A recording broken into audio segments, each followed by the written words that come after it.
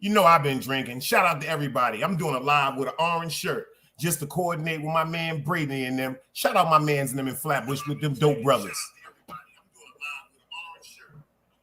Shout out to the dope brothers. If you in Flatbush, go to Flatbush and find out. Follow my mans and them on Instagram. They got them strains for your brain. Shout out to my man Barlow. He in the building.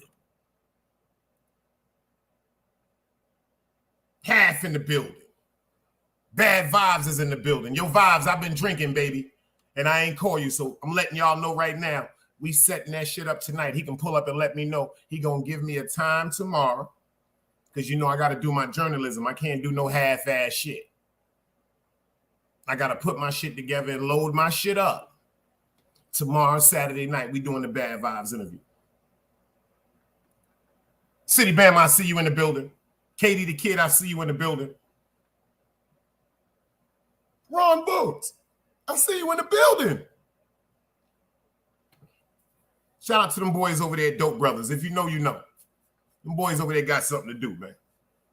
They got something to say, man. They got me with my country hat on. Don't let your babies grow up to be cowboys.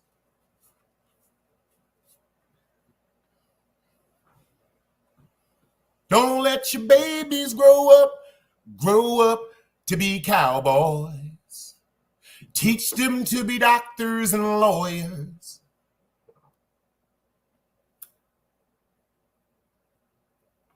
Y'all thought I was going to sleep. Nah, I'm turning up. I am turning up. And everybody in the building, I want y'all to do me a favor. Just do me a favor. Look over at the bottom right screen.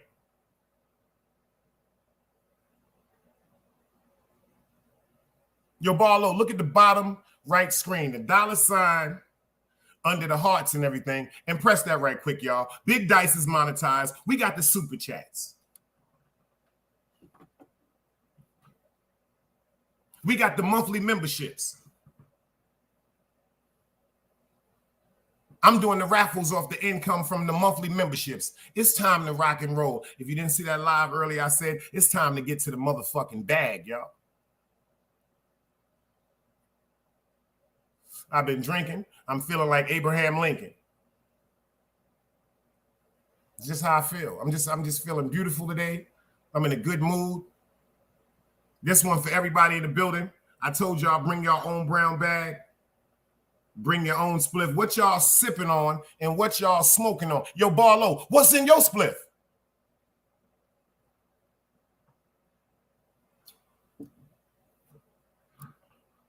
How y'all feeling tonight, man?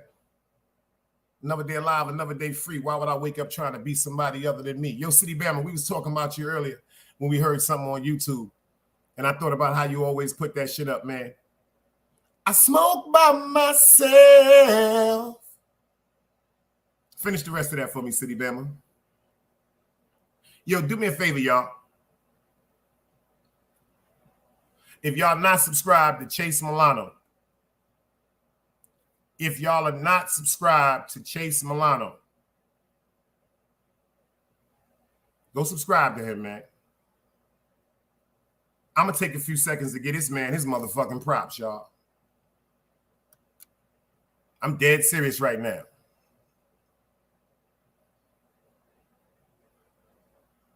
Chase came in here and jumped on the fucking scene. You know why? Because y'all niggas can't fuck with Chase.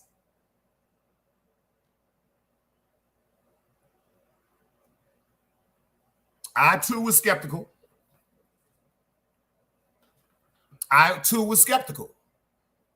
When I first seen Chase, they were saying that was Scheme's father. You know how YouTube is, so you know. My man pulled up with the two horns in the side of his head. I said, you know, this nigga here different. But you know where I fucked up, y'all? I did something that I tell people not to do all the time. I judged a book by its cover. Always the queen. I see you in the building.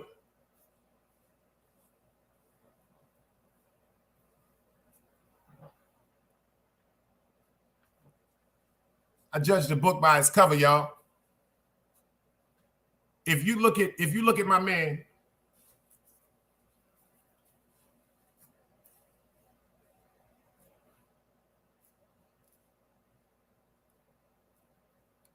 my fault, y'all. My brim got to be right. I'm from a different era. If you look at my man, Chase Milano, you're going to be like, yo, this nigga a goddamn goon. Shit, motherfuckers looked at me in the street and was like, this nigga's a goddamn goon. He probably don't even have any articulation. He probably doesn't even have any comprehension. That man, Chase Milano, can be a motherfucking professor.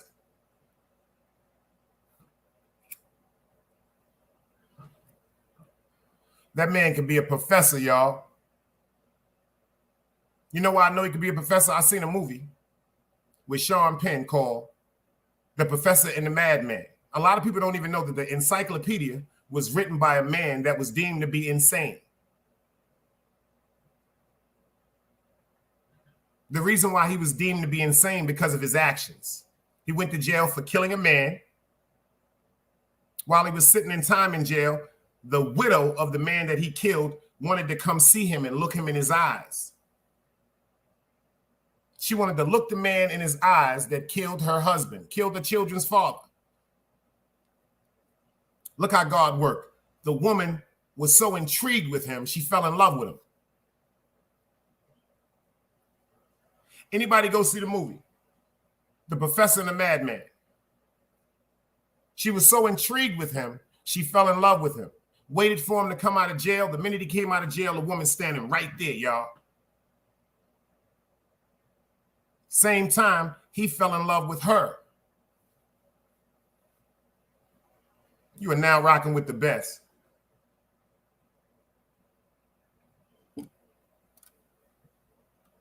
He lived with guilt for killing a man over a small debt. When the man's wife came to see him and she started gravitating to him and started being attracted to him, he began being attracted and interested in her. And then he also fell for her.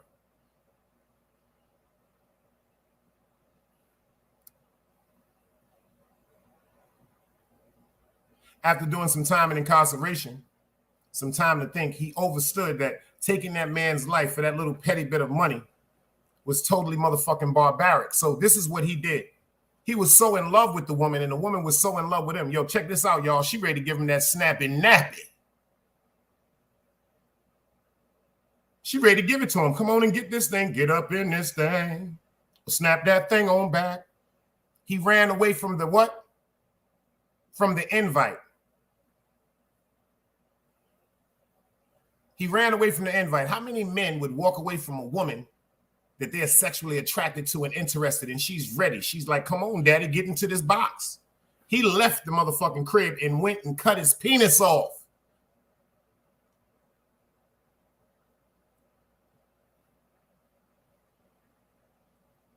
I know the dudes in here like, he did what? The nigga cut his dick off, y'all. Excuse my language. He cut his penis off. The reason why he cut his penis off, because he felt so guilty for lusting and falling in love with the man that he killed wife. Yeah, we want AB to pull up. He can pull up too. Heard about his little sexy ass message. I'm hot tonight. I'm feeling real good, y'all. You know I'm gonna drop the link too. We're gonna do him like they did the professor in How High. Get him. You nasty big rascal face always smelling like Budweiser. Get him. You nasty tight hat wearing your son's shirt always looking like you got brown teeth. Get him. You nasty breath smelling like 1645 and cold English. Get him. We gonna get him.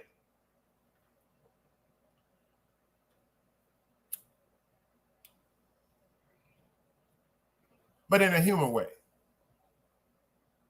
But back to Sean Penn. The man cut his penis off, y'all. Smash that like button. You know who y'all fucking with?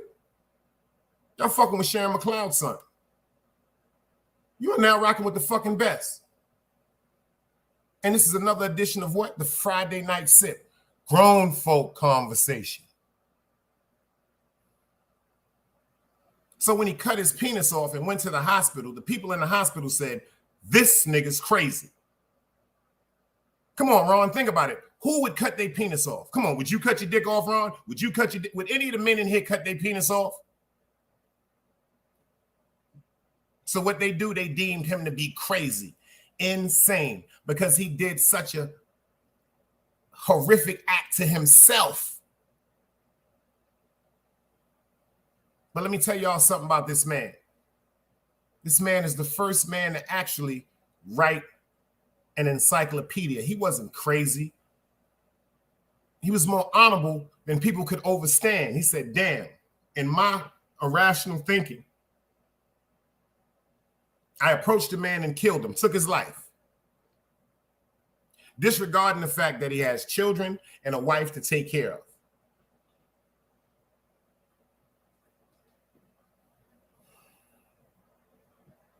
Then he falls in love with her and he says to himself as a man, how could I even think about receiving pleasure from a woman that I would have never received pleasure from, because she would have still been living her life with her husband. She would have never even met me or been attracted to me unless she was coming to the jailhouse to look the man in the eyes that killed her husband. So he cut his dick off.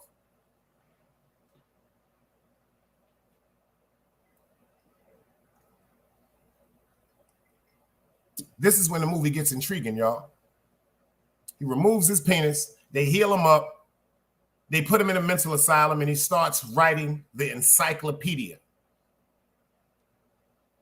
Because he was a scholar. He was a professional scholar. Before he killed that man, all killers ain't dummies. This dude was intelligent. Ron Book said that nigga's crazy for that. But I see the honor in that. Shit, I know I ain't that honorable yet, and I got a hell of a bunch of honor. I thought I was 100% honorable until I seen that movie. That's an honor that's beyond.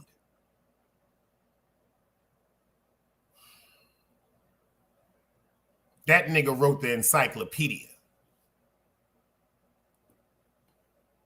It's called The Professor and the Madman. Go check the movie out. Since we got some good people up in the building, man, I want y'all to check out something. Let's go.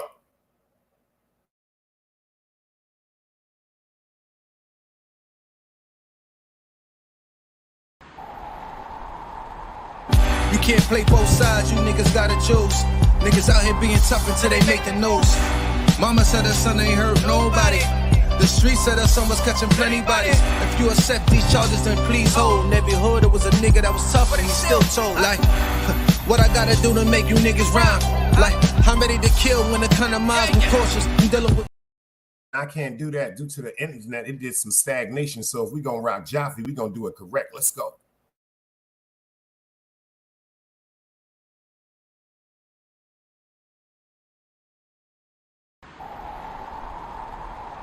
You can't play both sides, you niggas gotta choose. Niggas out here being tough until they make the news. Mama said her son ain't hurt nobody. The streets said that someone's catching plenty bodies. If you accept these charges, then please hold. In every hood, it was a nigga that was tough, and he still told. Like, what I gotta do to make you niggas rhyme? Like, I'm ready to kill when the kind of minds I'm cautious. I'm dealing with more sticks than a porcupine. Quill spines, whatever you wanna call them. Yeah, plus my little mama, she a trap queen. Doggy when she mixed with that Fetty, give him a wop lean. It was a whole lot of cars when there was stimmies round. We going over a year and half you niggas down. All these expensive clothes, like was that smart? Now they uploading their clothes on the Poshmark. Switch, baby, careful with this. I mean, this bitch sharp. One across, one down the middle, look like a chrome heart. Damn, I'm always outside. I'm like, high from who? Bound to put your car on skates. You think you slide through? I help build my niggas. This ain't Legos. Protect the fan by any means. I be Diego. Yeah, tiger to you niggas. I'm an animal. It's a jungle where I'm from. What y'all wanna do? You can't play both sides. You niggas gotta choose. Niggas out here being tough until they make the news. Mama said her son ain't hurt nobody. The streets said her son was catching plenty bodies. If you accept these charges, then please hold. In every hood, it was a nigga that was tough, and he still told.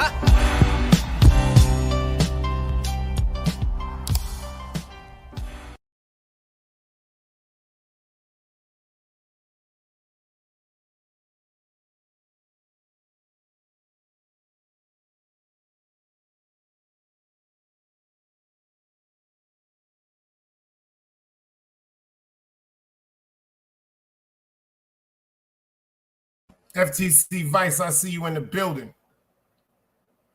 Meek, I see you in the building. You can't play both sides. You know you got to choose. Mama said her son ain't never hurt nobody. But the streets said that nigga was catching plenty of bodies.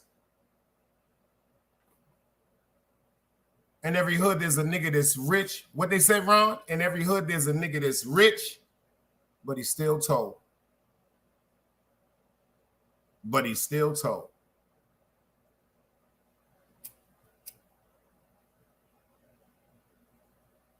But he's still told.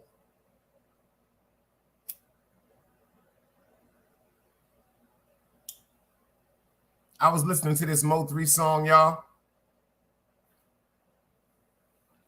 I want y'all to go listen to the song. It's called Thought I Knew. I started listening to all his mixtapes and his albums after he passed away. That nigga said, my partner told me that he loved the bitch. I said, say no more, she off limits. But he told mines I'm cheating.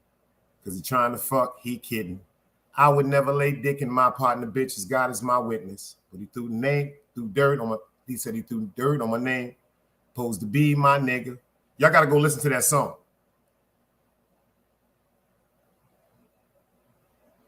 That nigga said, if you my nigga, then be my nigga. Be my nigga, I need that, yeah. Shaking hands with the oppositions, I can't see that, yeah. Got to stand on what you said. Mo 3 was something different, y'all. Ron, I know that shit by heart. He said when the stimulus was out, it was a lot of cars when them stimmies was out. He said, but now all the motherfucking clothes niggas bought, they uploaded on Posh Part.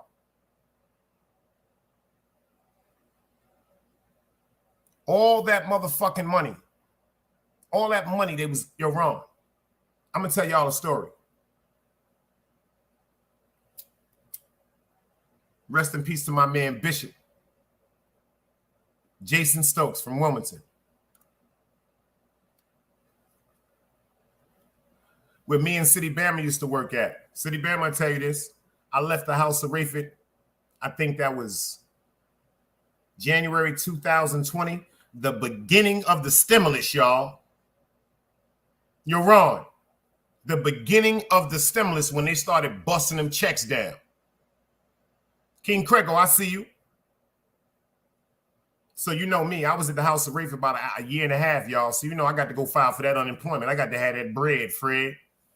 Them niggas put me on like a 3-week back pay wait. That first check was like about $3,600, y'all. You're wrong. Them niggas was giving me $925 a week, baby.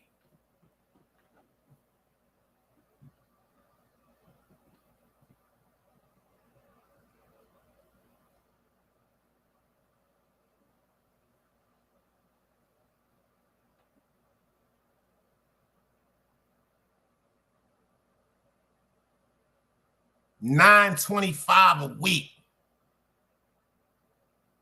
All you had to do was make sure you do what? Tell them, City Bama. All we had to do is call in the night before. What? Everything was motherfucking computer automated.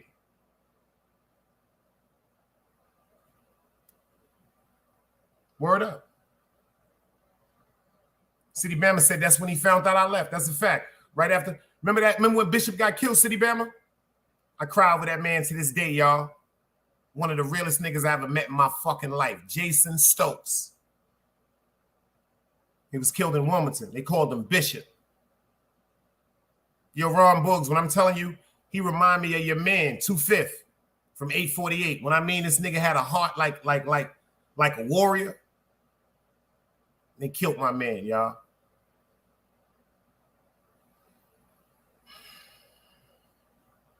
I never forget when I met him like about 15, 16 years ago.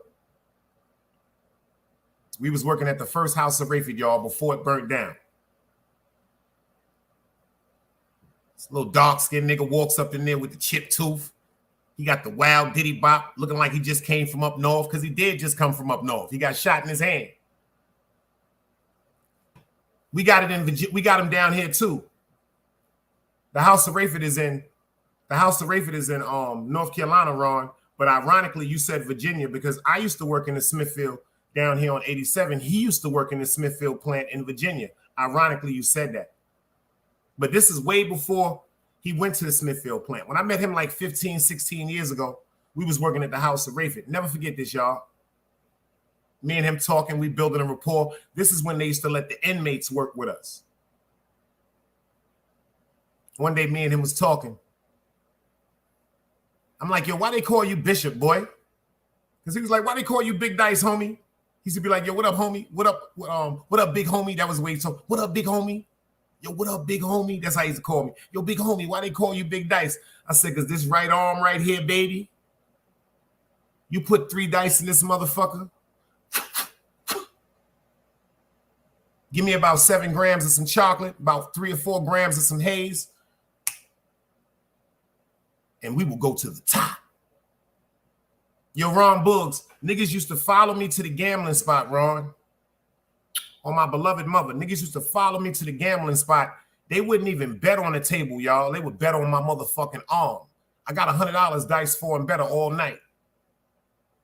You hear that, Ron? I got the OGs in there talking about I got 100, he 4 and better all night.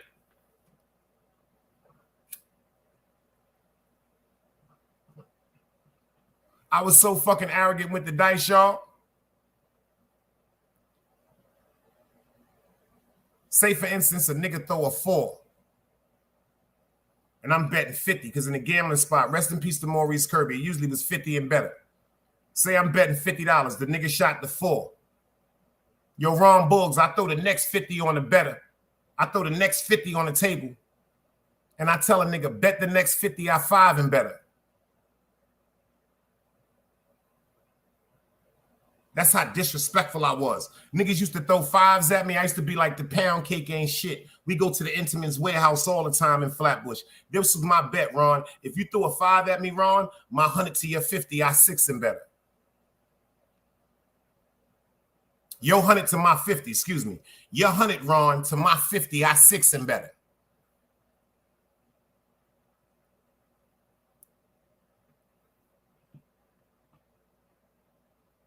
So I'm talking to him and I'm telling him that's why they called me Big Dice. So I asked him, I said, yo, why they call you Bishop, my nigga?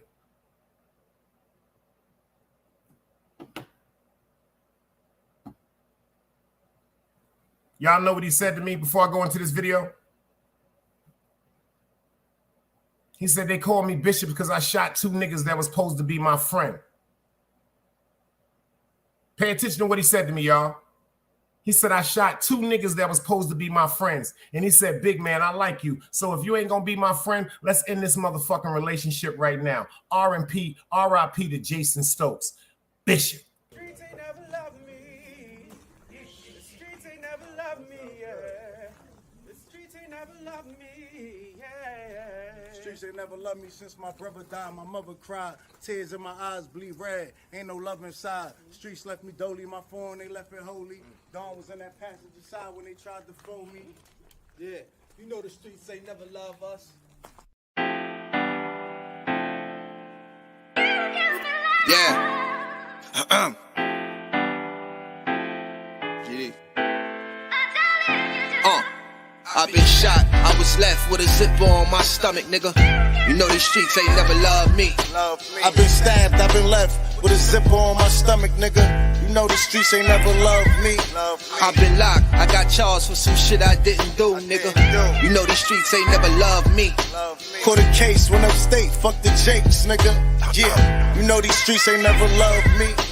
Laying up in the hospital bed in ICU. Hit that button like every 3 hours to get those blues, yeah. Laying in the test of pain, I know shit won't be the same. Sipping my stomach, shit don't stop a thing, I'm still a man, yeah. But who gon' be there when you doing time? Can't get no money, so they dropping down, these niggas bitter. And I hope they get the picture. I'm only getting bigger. The top cat out my litter, yeah. Tell you they love you, but they hate you on the low. They hold you back, how they expect for you to grow. I got locked up, ain't said me nothing, but I'm your nigga. My body numb, I got no feelings for you niggas. I'm from what niggas will shoot you right here in these hallways. If you got trust in that, loyalty goes a long way. These size 11s, these pussies can't walk a mile in. They hit my cousin with life and he's still smiling. I've been shot, I was left with a zipper on my stomach, nigga. You know these streets ain't never loved me. I've been stabbed, I've been left with a zipper on my stomach, nigga. You know the streets ain't never loved me. I've been locked, I got charged for some shit I didn't do, nigga. You know these streets ain't never loved me. Caught a case, went upstate, fuck the Jakes, nigga. Yeah, you know these streets ain't never loved me. Streets ain't never loved me since my brother died. My mother cried, tears in my eyes bleed red. Ain't no love inside. Streets left me dolly, my foreign they left it holy. Dawn was in that passenger seat when they tried to fold me. Remind me of my gun, that was real shit, this real spit. Rocks I was selling was smacking them, call it Will Smith. I ain't never told and never folded under pressure. Yeah, them Neek was in that ambulance with me, he was on that stretcher. Niggas tried to take my life, I couldn't tell you who. Many men might not make it, I'm here to tell the truth. Me and J.I.F, that's my brother, you know we moving tight. Brown boys fuck with the family and I'ma get them that. This my testimony, solid, all the rest is phony. Merrick niggas come at the fam and send your best opponent. I was stabbed, I was left with a zipper on my stomach, nigga. I know the streets ain't never loved me. He was shot, he was left with a zipper on his stomach, nigga. You know the streets ain't never loved us. Gang. Yo, shout out to my cousin Tanika and Kyron that just came here right quick, y'all, and I played the video. Yo, Ron, you know how I get down with that motherfucking dice game. That was before I found Jesus Christ. Hallelujah. In the name of Jesus. No, I'm good, Ron. I'm chilling tonight, baby. I'm sipping on a little Casamigo, drinking out my grandmother Crystal Mikasa glass. Y'all know how I do it. Trying to stay away from the haters. They're at an all-time high. Y'all better watch them. Shout out to my man, Tube Chronicles. I said this a long time ago. Shout out to my man, Tube Chronicles. I said this a long fucking time ago. I said, if you really want to know somebody, if somebody care about you, if they're really your friend, look at their reactions, listen to their responses when something good happens for you. Pay attention to what I'm saying. If you really want to know if somebody care about you, listen to their responses. Look at their reactions when something good happens for you. Me and Tube was doing the monetization for the YouTube. I am now an official employee of YouTube, y'all. Shout out to everybody that got me over my 1,000 mark. Tube was smiling more than I was smiling when I completed my monetization process. When I went through my steps for everything, he was more happy than I was. I was happy and excited because I'm like, damn, I'm doing it. I'm shocked. Like, I'm more than shocked. He was more happy than I was.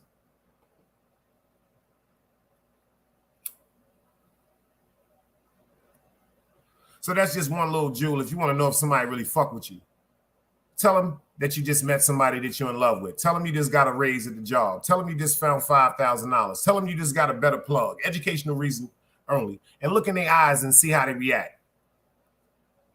And people looking at you going, yo, that's what's up, baby. That's what's up. That's what's up. Yeah. They fucking with you. The motherfuckers that sitting up there talking about, how you got that job? Where you found that at? Why everything always happening for you? Get away from them motherfuckers.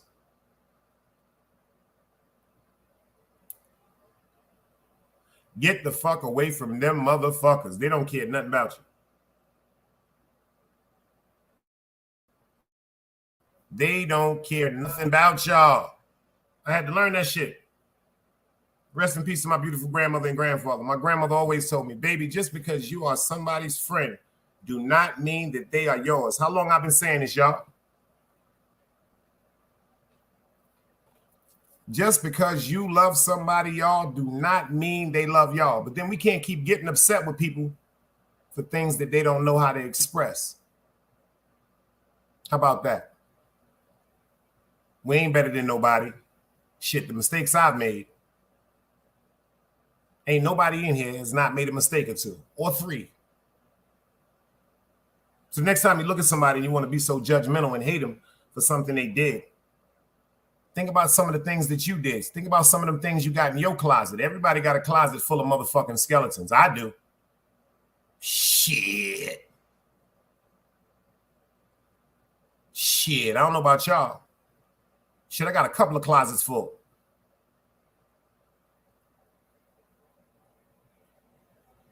Anybody else that got one of them closets?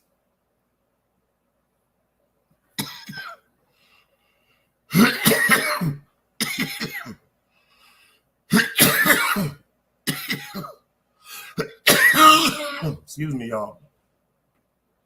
I'm smoking on that Powerball Super Lemon Cherry. Very disrespectful. Very disrespectful. Yeah. It's Friday night. This is the Friday night sip. I got that Casamigo and orange juice. Make a couple of shots tonight for y'all. We gonna chill. We got some time. We got some shit to talk about tonight. Matter of fact, forgive me for this, y'all. How everybody in here doing, man? How's y'all week doing? Some of y'all, quote unquote, this is the start of y'all weekend where you can get some rest. Some of y'all got a 6-day week. Go ahead and get that money. Let me hold $10 on the Cash App when y'all get back. But how y'all week going? Appreciate that, Craigo. How's y'all week going, man? Yo, Craig, look at the bottom, right under where the hearts is at, and press that $ thing. That's where that super chat is at, y'all. I got them from 99 cents all the way up. And let me explain something to you. I got important Daj membership too. I want y'all to go. I need some members. I got some special pictures that I'm giving out for membership. I need the support. I'm going to be doing raffles with some of the proceeds from the membership. Shout out to my man White Tommy from East New York. Y'all see that interview I did? Legendary. Thomas Norris, he came up in here today. He set it off today with the $20 Cash App. Excuse me, the $20 super chat. He said, yo, Big Dice, go get you something to drink and smoke. And when you come to Brooklyn, baby, let's do it. I got to do that.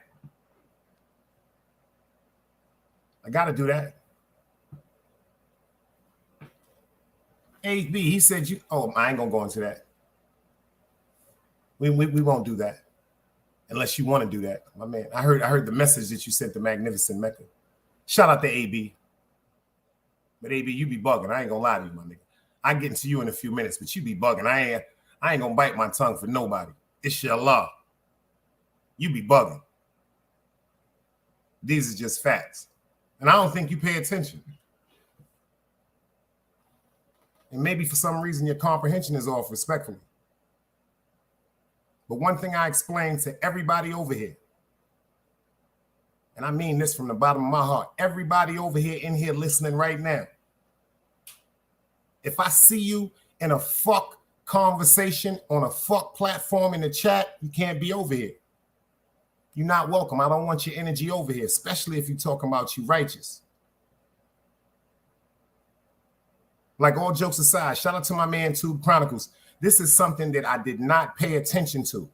And I'm going to find out whoever did that. Somebody, matter of fact, shout out to KD the Kid. He in the building. I was going through my block. Somebody blocked KD the Kid. And I found that shit today. For some reason, I be going through my community and all that. I'm telling y'all right now, it's all love over here. Even if it's a disagreement, it's going to be love and respect. And I would appreciate it to the people that have wrenches to be mindful of who you block, whether it's for a timeout or permanently. Certain people I don't even have to have the conversation with. They already know the rules. If you come in here disrespecting anybody in the chat, you come in here disrespecting anybody's sexuality, you come in here disrespecting anybody, we don't want that over here. No, you ain't said the truth. You ain't said the truth because, number one, you said clown. And ain't nothing funny about me, my nigga. Ain't no motherfucking Ronald McDonald in my description, my nigga. Only a clown could look at me and think anything about me is Ronald McDonald. How you feel about that, Ron Boggs? How you feel about that, City Bama? How you feel about that, Always a Queen? How you feel about that, too? Clown. I ain't never been one to make motherfuckers laugh, but I have been a motherfucker to make a bunch of people cry.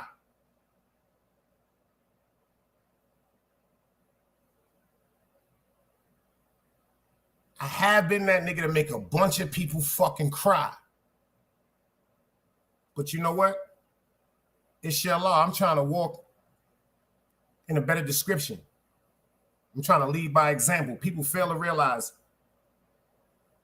people poke and poke and poke and poke and poke and poke at a lion. A lion is sitting in the middle of the motherfucking woods minding his business. They'll sit on him, they'll bite on him, it just mind his business. Then when a nigga wake up and kill a whole motherfucking village, they want to hunt the fucking lion.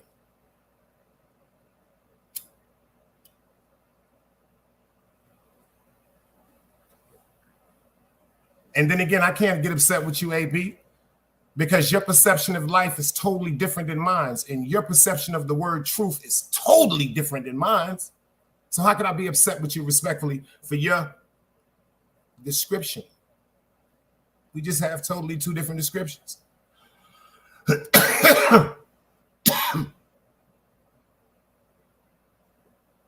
Nah, KD, I don't know. Somebody had blocked you out of the... Somebody blocked you, KD. It wasn't me. It wasn't me. Matter of fact, I'm going to make sure that don't happen no more. Right now. I'm going to make sure that don't happen no more. You just got modded up. Somebody blocked KD. I don't know why they would do that. That man don't do nothing but come over here with straight up respectfulness. We just found out, what was it, last night, the night before, he's 51 years old. That man ain't never came over here with nothing but honor and respect. Coming here with up to the chat. But you know, sometimes there are some people with wrenches that sometimes hold grudges. Sometimes emotions are involved. I just want people to put their emotions on a halt. I want your judgment over here with your wrenches, with that power. I want your judgment to be pertaining to respect, disrespect, moral, ethnic, mannerisms, etiquette.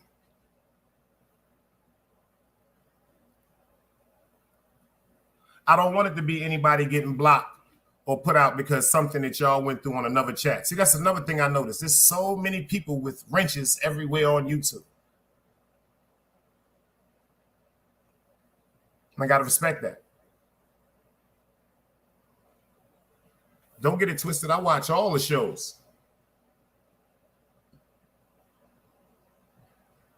If you see my name in any chat, I cash app anybody in here, whatever you want me to cash app you, if it's something negative. After the death of El Compa.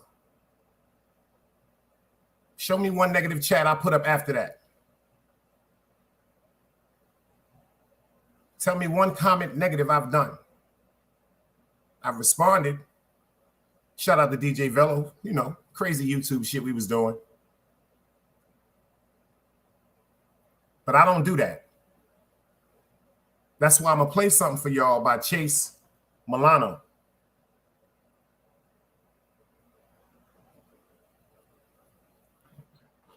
See, that's the alcohol right there. You said you went as far as supporting this brother on Knowledge Show because he disrespected my boy. No, you didn't. You disrespected me. When you called me about that day, since you wanted to bring it up, you called me about that. You was refusely drunk. And the first thing I asked you as my brother, I said to you, respectfully, do me a favor, don't go over there and say my name. You kept giving me that aggravated voice. I'm going to do this. I kept saying to you, I'm like, bro, don't worry about it. If I'm lying, tell me right in the chat. I said, do me a favor, I'm asking you as a man. Do not go over to nobody else's platform and do not say my name for no reason. I asked you that more than 3 times. What did you continue to say to me, brother? You was like, I'm going to do it. The minute you got off the phone with me, you went over there on that man chat and said my name. That's the first strike, my nigga. That's the first strike. Maybe your interpretation of disrespect is not my interpretation, so I respect that. But if my man Tube asked me not to do something, I'm not doing it. If Ron Books hit me and be like, yo, Dice, do me a favor, don't do it, I'm not doing it. If Half hit me and say, yo, do me a favor, I'm not doing it. If Mecca, New York Nikki, Clarice, if anybody say, Dice, do me a favor because it's pertaining to me, do not do it. I am going to bite my tongue and humble myself because of the respect I have for my friendship for my man. Your problem is alcohol and your pride.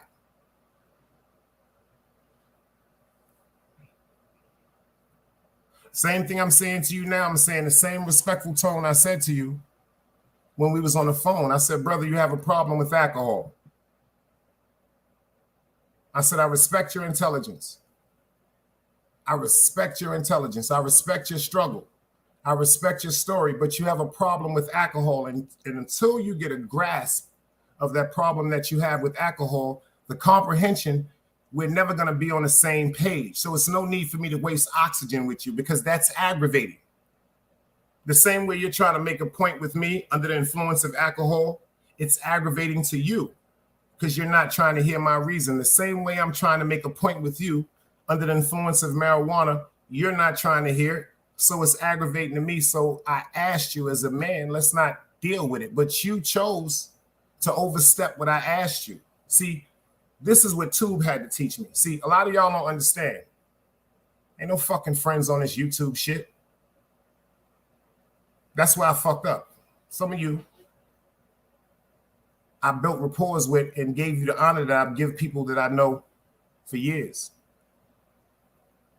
Tube Chronicles is my friend. That's my brother. Ron Boogs is my friend. That's my brother. FTC Vice is my friend. That's my brother. Half is my friend. That's my brother.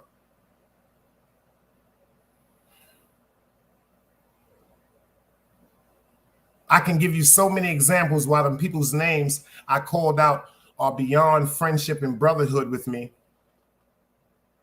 But that's just something beautiful I'm going to keep in my heart.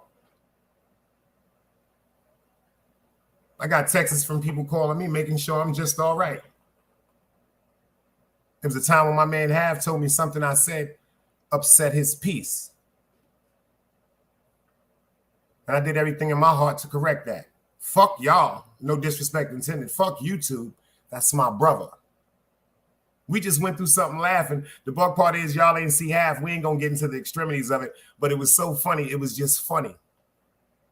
But that's what brothers do. See, Half ain't disrespect me. I didn't even know what was going on. And then one day I called him, and you know what he said to me? He said, I'm glad you called. With the same mannerism I'm saying, he said, I'm glad you called. It's because something that's been on my heart, Dice, that I want to talk to you about.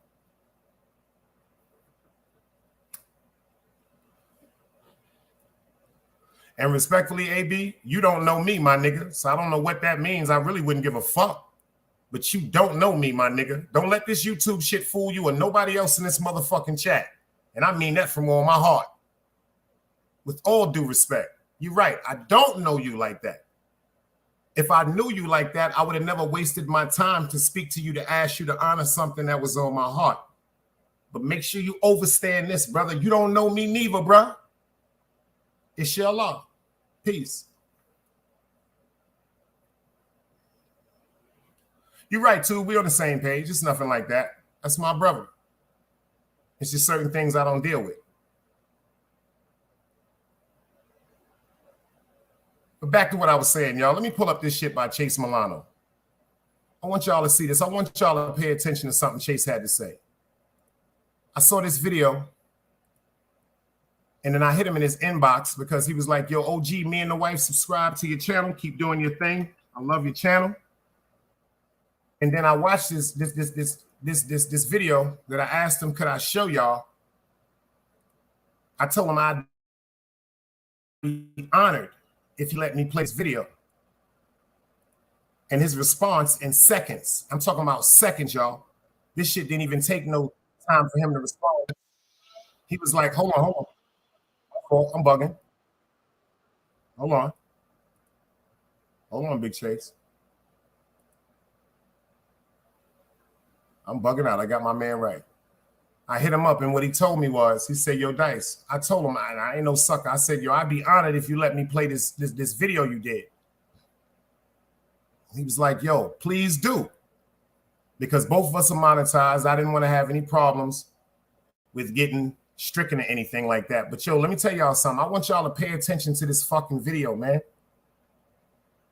Please pay it. I mean, all jokes aside, I want everybody to pay attention to this video. This video is 7 minutes and 2 seconds. I want y'all undivided attention. I want y'all to pay attention to this, man.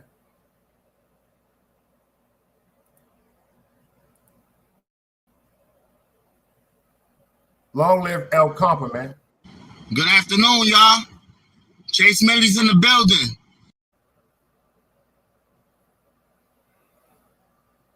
Pardon the internet. Pay attention to this, y'all, please, man. All YouTube content creators, listen to this shit, man. Realest shit I ever heard on YouTube.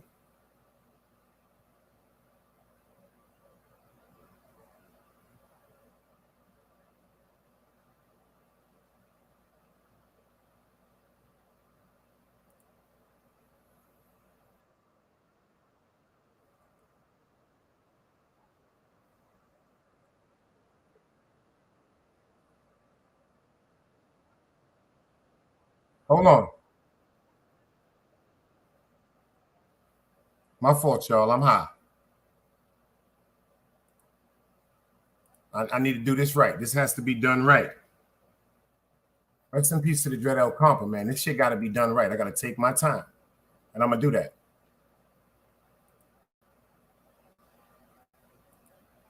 Devil be gone. Devil be gone. See, the devil don't be liking shit, but the devil, I want everybody to say the devil be gone. We need the devil out of here.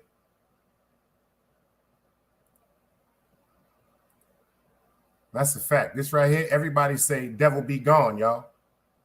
Do me a favor. This is something I need people to pay attention to, bro. This is something that I need y'all to pay attention, man. If y'all fuck with me, man, everybody, if you're watching it right now, if you're watching it in the cut, if you're not commenting, if you watch it tomorrow, if you fuck with me, I want y'all to pay attention to this video, man.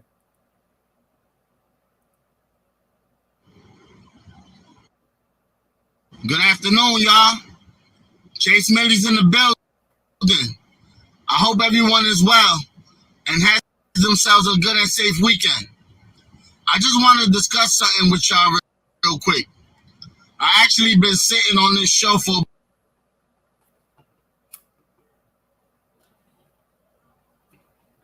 That's the devil, y'all. It was raining, but that's the devil. This shit is going to be heard. About a month, because it's a difficult and touchy subject. The devil be gone. Devil be gone. Everybody type that right now. Devil be gone. 17 in the building. Fuck the like button. But I feel that it needs to be discussed.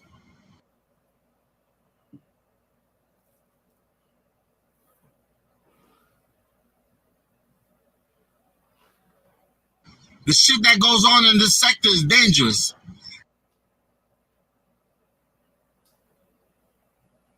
And I just want to ask, will Compa be the... See, I know what I got to do. I know what I got to do.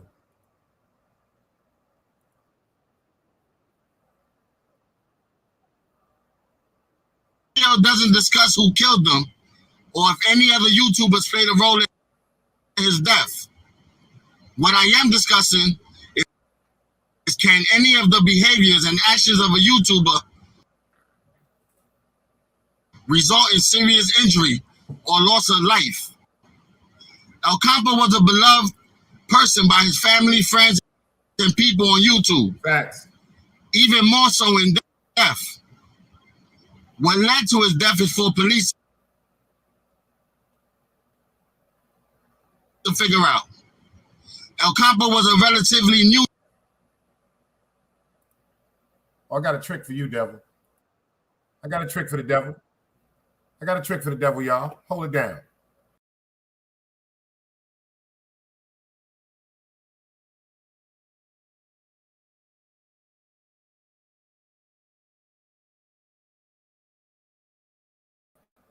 I got a trick for the devil. Devil think he's slick. Devil be gone. People gonna hear this shit. I don't care what the devil talking about. People gonna hear this shit.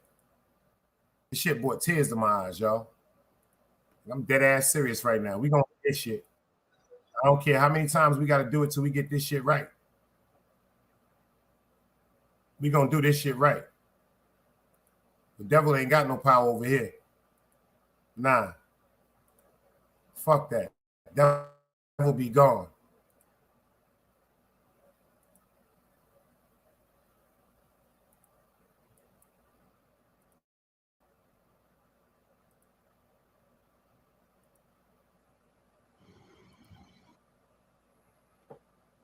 Facts, City Bama. And it was just raining. Good afternoon, y'all. Chase Millie's in the building. I hope everyone is well and has themselves a good and safe weekend. I just want to discuss something with y'all real quick.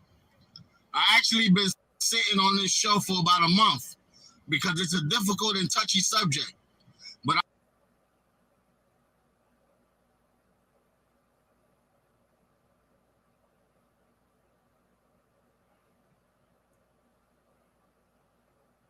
I feel that it needs to be discussed. The shit that goes on in this sector is dangerous. And I just want to ask, will Campo be the last YouTuber to lose his life? Rest in peace, El Campo. Justice for the dread. This video doesn't discuss who killed him or if any other YouTubers played a role in his death. What I am discussing is can any of the behaviors and actions of a YouTuber result in serious injury or loss of life? El Campo was a beloved person by his family, friends, and people on YouTube. Even more so in death. Preach.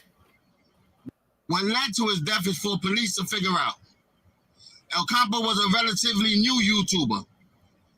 He was on the scene for about a year and a half. At the time of his death, he was at around 700 subscribers. I believe he came in through that 050 side and trying to bring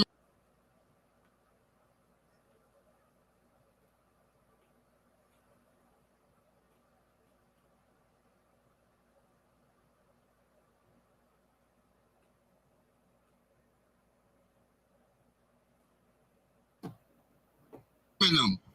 But he was everywhere. I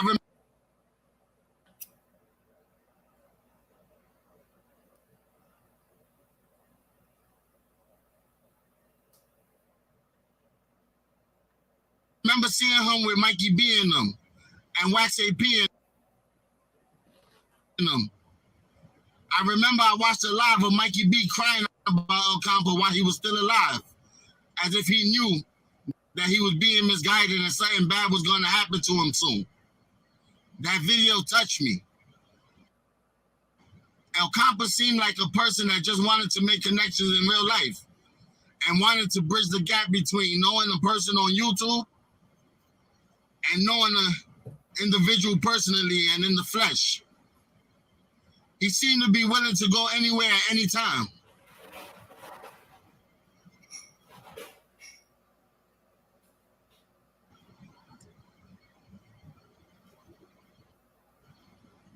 I came to YouTube a couple of months after he passed away. I don't know him personally, like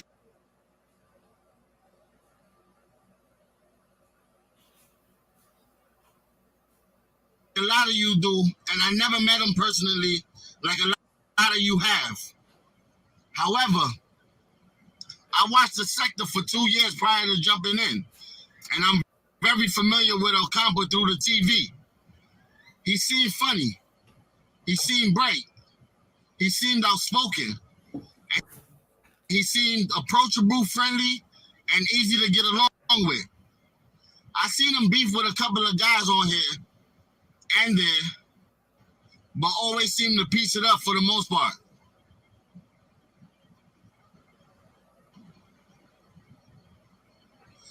So let me jump into the meat and potatoes of this video. Will Ocampo be the last YouTuber in this sector to lose his life in the hood? YouTubers do a lot of dangerous shit and engage in a lot of hazardous behaviors. YouTubers tell you to suck their dick, fuck your kids, fuck your mother, curse your whole family, and violate your dead family. YouTubers put out your real name, put out your address, tell where you work, and reach out to your friends and family on social media. They threaten you and tell you when they see you, it's on sight.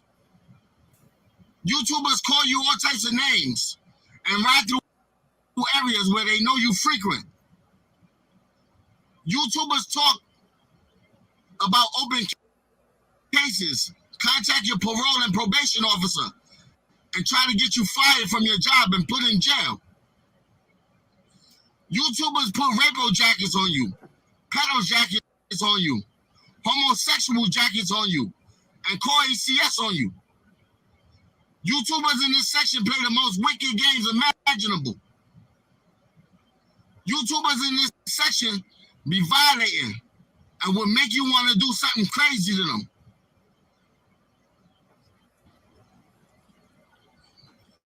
So question, if someone been telling you online that you pussy, suck their dick, fuck your kids, fuck your mother, fuck your dead father, if someone threatens you with death or bodily harm, what are you going to do when you catch that person in traffic or see them in real life?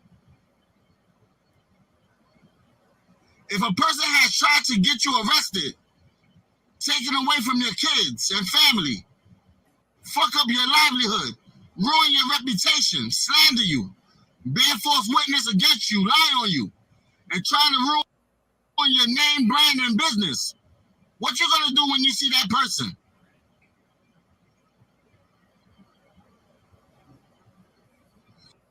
A lot of crazy shit going on YouTube, and sadly, ultimately, it's going to lead to some deadly encounters. Somebody's going to lose their life soon. I'm not marking nobody for death. I'm just giving you facts of life. Ocampo won't be the last. When someone catches you, they don't want to hear that you was just trolling, or you was just joking around, or you was just trying to get content for your channel. Nobody's trying to hear that. People up here violating people's friends, family, and children. Niggas up here doing too much. And that's why one of y'all niggas gonna get hurt or killed soon. Although Ocampo's death may not be YouTube related, we still have to be careful of the things we do, the things we say, and the energy that we put out there.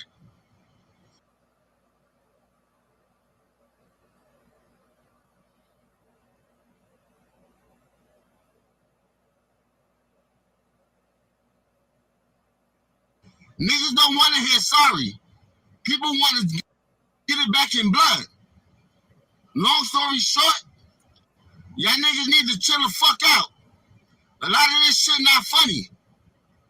If you don't have a death wish, stop doing and saying shit that could result in your demise. Be careful and protect yourself at all times. Signing off. Chase Millie run the city. Safety and God's protection. Have a good and safe weekend. Peace.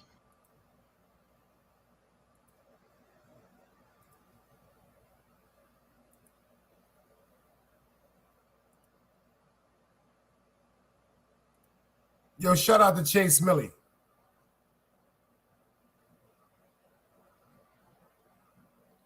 Realest YouTuber on YouTube. I thought it was me until I met him. Excuse me, till I heard of him. This is somebody I really want to meet in real life. This realest YouTuber on motherfucking YouTube.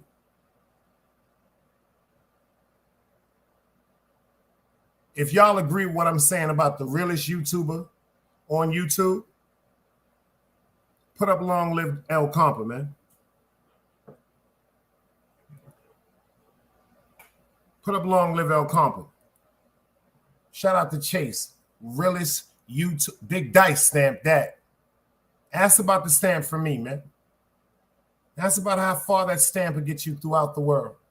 I'm stamped by people like Dello.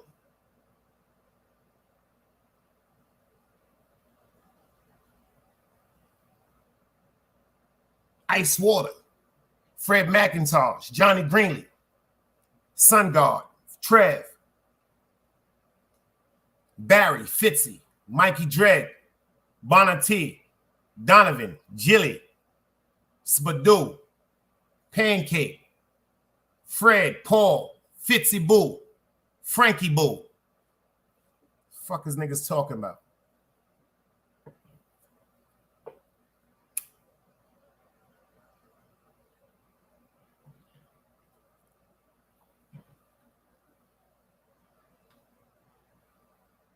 That's why I said it ain't no YouTuber on this motherfucker that got the right to still be upset with my man.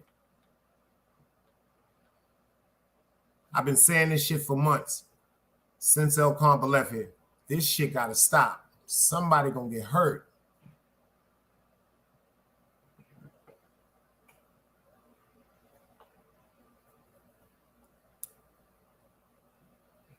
I think y'all think I be bullshitting when I say I pray every day for peace on y'all. I pray everybody that's going through something wake up and forget what they going through with whomever. I pray for that shit throughout the world. I'm not joking. I wish everybody can wake up and forget about any problems or beef they got with anybody. The person that they want to kill or the person that wants to kill them could bump into them in the store, and they can meet each other for the first time like they'd be like, damn, where I know you from. But the whole fragment of war or beef is erased out of their head, so they greet each other and hug each other because since they know it's no beef, it got to be some type of friendly. You might have went to school with them, might have dated somebody in the family, you might have played basketball with them.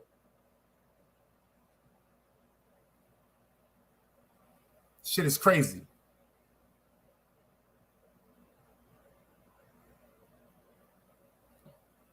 Realest fucking video I think I saw on YouTube.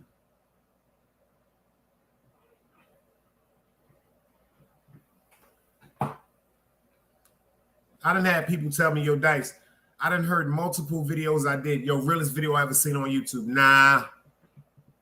Chase got that. Chase got that. Like I told y'all, when it comes to the best theatrics and creativity, I don't know what y'all not seeing. Y'all better go subscribe to Behind the Bar. He got that shit locked. Yo, I'm drinking that Casamigo and orange juice tonight, man. What you sipping on, baby? This one's for you.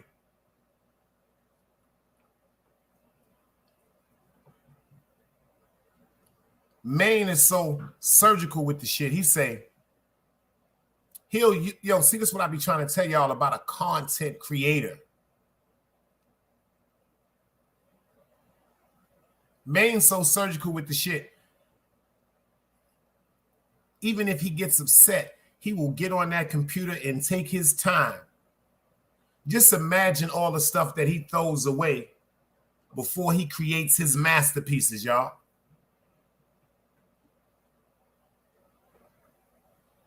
He's still in the building. You see what he said? Chase Millie run the city. You know why I fuck with Behind the Bar, and you know why I fuck with Chase? And man, you in the building, I want you to understand this because I know how you feel. And I know how Chase feel. Yo, I don't think y'all understand. These the type of niggas y'all need around y'all. You see what Behind the Bar said? Ain't no fucking friends on YouTube. That's why I fucked up. When my heart, if I fuck with you and I build a rapport with you, I fuck with you. Chase Miliano said, I ain't came here for no friends. But Chase Miliano and Behind the Bar, I'm saying this on YouTube. These are men I would love to be in a conglomerate with. This ain't got nothing to do with no YouTube. Of course, I would love to do things with them on YouTube, of course. But nah, these is what you call thinkers. Seriously. I don't suck no cock, man. Everybody over here tell you, a duck is a duck. That shit got water and feathers and motherfucking water roll off the back. That's a fucking duck. I don't suck cock. One thing I did over here, I built this shit over integrity, morals, love, and putting God first.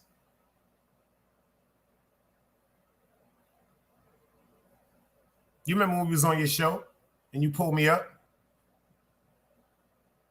Yeah, as I walk through the valley of the shadow of death, I will fear no fucking evil but God. But God. Thy rod and thy staff is always gonna comfort me, man. I done been through so much fucking shit in the street. I know that a table was prepared before me in the presence of so many people that I thought were enemies, y'all. It's always the third party that makes the enemies. You notice that? You notice you and the person that's going through the misunderstanding, y'all are not the enemies. It's always the third party. It's like YouTube with the supporters. That's why over here with Team Guardian on Brooklyn, we don't do the goofy shit over here. And Behind the Bar, I want to appreciate you for pulling back up because trust me, we got on Stone C, whether he's listening or not. We got on him because the way he responded to you for something that you wanted to say was totally out of line. He didn't mean no harm by it.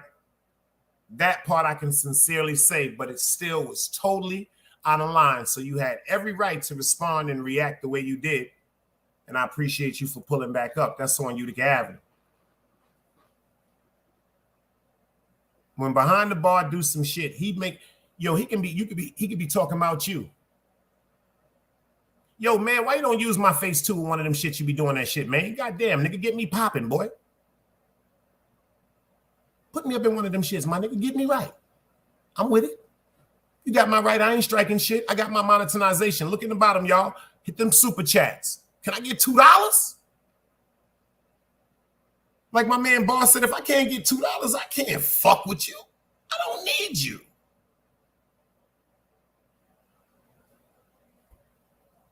I got the super chats. I really want y'all to fuck with me on the monthly badges. I got some real pitches lined up for the people that want to participate with the monthly badges. I love every one of y'all that held me down, like from day one, from the trials and tribulations, because I'm going to stand tall. My God is my truth. I've told y'all that from day fucking one. My God is my truth. That's why I had to learn to argue with someone about something that you know the truth about. I want y'all to take this in your heart. To argue with someone about something that you know the truth about, you're wasting oxygen.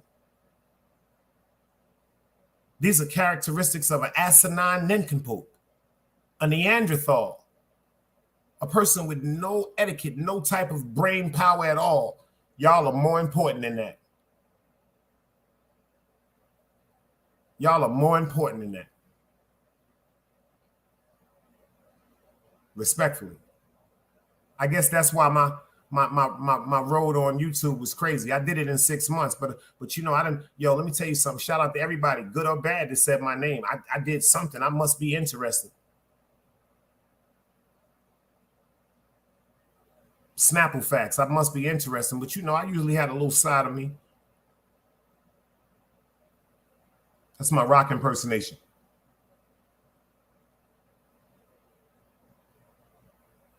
There was a time when they spoke about me honorably in the street. That's why I never wanted to come to YouTube. Shout out to St. Laz. God sent me to YouTube. I told y'all this about 2 weeks ago, 3 weeks ago. God, the best thing that happened to me on YouTube is I got to tell the devil no longer controls me. That's why God sent me to YouTube. For real. Certain things that I know I've never been through in my life on YouTube, I've never been through in the street. Or if it was anything close to an increment of certain things in the street, I would have addressed that shit. I'm talking about I'm really known for checking shit like a spelling test. I kept a red pen in my motherfucking pocket, if you understand. That's facts. You caught that, Ron? I kept a red pen in my pocket. Remember back in the days, y'all, when we had spelling tests or math tests, you know, the teacher always had that red pen. That red pen is for the X. That's when a motherfucker wrong. The blue pen is usually for correct. Stay with me, y'all. The blue pen, when your teacher overlooks your what? Your classwork or your studies, the blue is for correction. But that red pen is for really, really opening up your eyes and making you pay attention. I kept a red pen in my motherfucking pocket.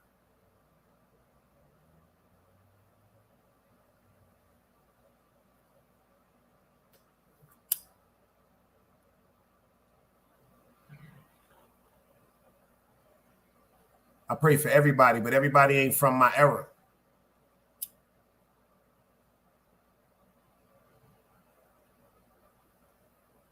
See, I never was the nigga that wanted to sit up and wait for a nigga to give me fish every day.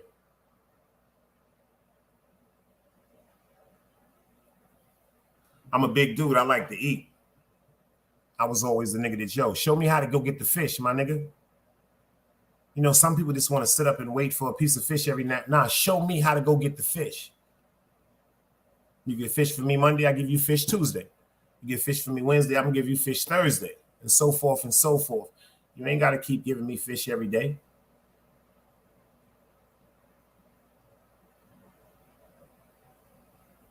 I have no problem of asking for your help if I need it.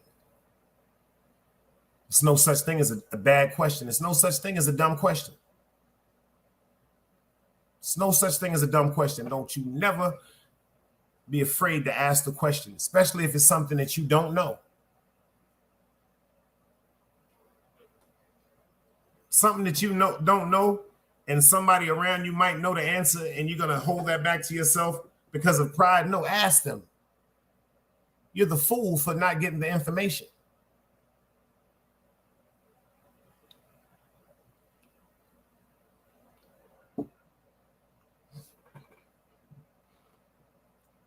You're the fool for not getting the information.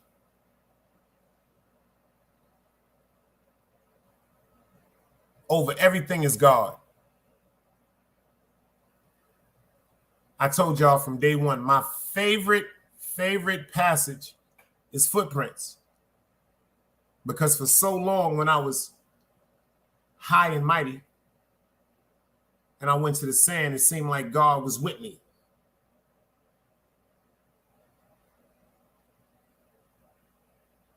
Then when I got to my lowest of lows and I went to that same beach, it wasn't two sets of footprints no more, it was one. I'm thinking God abandoned me. I told y'all this so many times.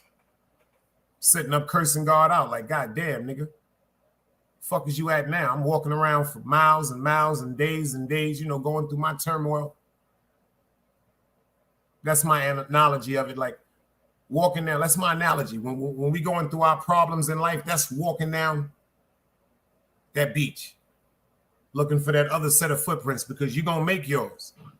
New York Nikki in the building, salute. I'm looking for two sets of footprints for a long time, many times in my life, y'all. And I started cursing out God. And you know what God said to me? You have cursed me. You've walked away from me. You've insulted me. You've even spit on my name. The whole time you was doing that, the reason why you didn't see 2 sets of footprints, because I knew you needed me so much, I carried you.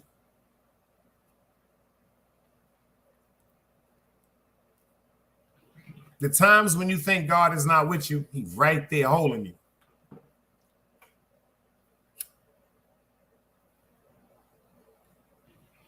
I got another story I pulled up tonight, y'all.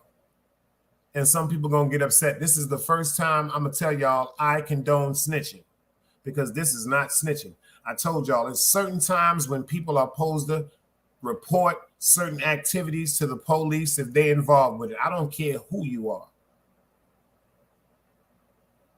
Especially when it becomes endangerment of elderly and children and people of a mental incapacity that are getting taken advantage of. I feel as though those are reasons to call the fucking authorities.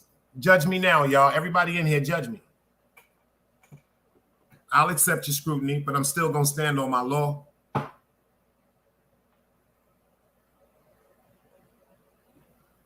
If you're touching kids, if you're taking advantage of elderly people, beating them, trying to take their money from them because they can't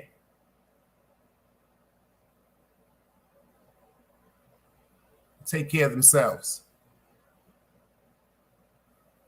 If you're taking advantage of people without the mental capacity to take care of themselves, I think people call the police on you or kill you. That's a fact, too. I know you're upset, but don't get upset yet, because I'm going to show you about this story, and I want everybody in here to let me know if y'all agree that this was a reason why somebody should snitch. Or is this even snitching?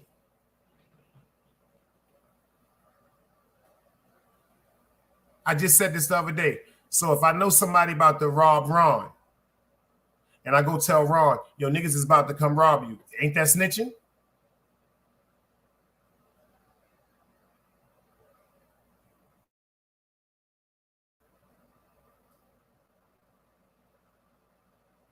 I don't want nobody to get quiet now. Ain't that snitching?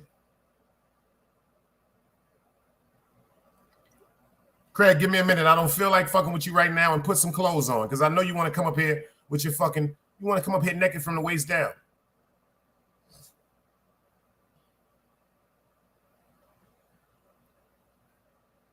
You see what my man Tube said? This is my brother. He said, if you talk to them folks, period, I'm Gucci. Check this out. I got a story for y'all. And I want to see how y'all feel about it. Because remember, snitching is supposed to be what? Only with people that are in the what? Underworld. Snitching is not included when it comes to civilians. Ain't that right? Ain't that right? When it comes to civilians,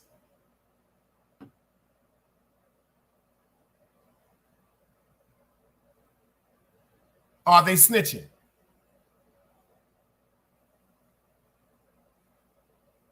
Let me get this story for y'all right quick. Let me get this story for y'all right quick. Hold on.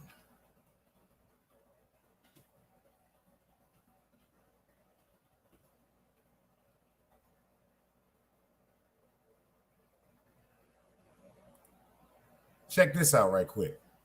This is some deep shit. See how y'all feel about this one. I want you to watch this for me. We're not talking about drug dealers and gangsters. We're talking about civilians. 2, and I'm talking about parents. Pay attention to this story, y'all. You know who did it first. Let's go. You're now rocking with the best. Y'all know who starts this shit over here. Like Rakim said, a Dallas follow couple the damn who leader, called y'all. 911 to report a Since you like kidnapping watching me suspect so much. was told they are not.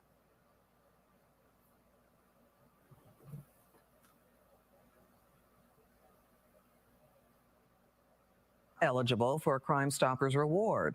He was wanted for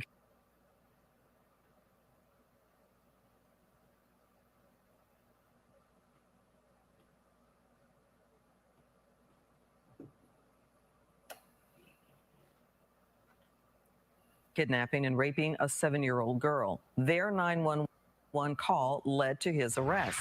Fox 4's Lori Brown has been working to get answers, and she's live in Dallas. Lori. Of course, having people spot a wanted fugitive and then call 911 to report him seems like one of the very reasons the Crime Stoppers reward program exists. But it turns out if you call 911 instead of the tip line, you don't qualify for that reward.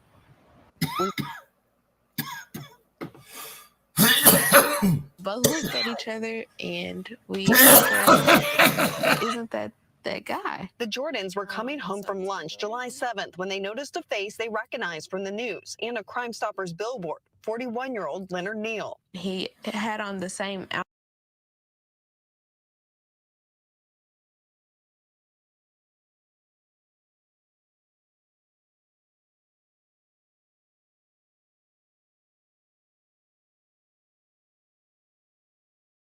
outfit as one of the pictures that was circulating on social media. With 6 children of their own, the Jordans had taken a good look at the man accused of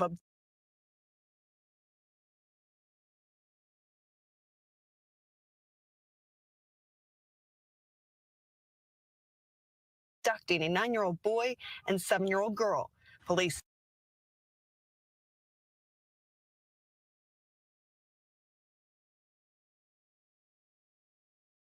say he released the boy, but the girl was missing for 12 hours. Police say he sexually assaulted her. That could have very easily been our oldest 2 kids. The Jordans did not just call police. Once Neal got on the bus, they knew they needed to follow it.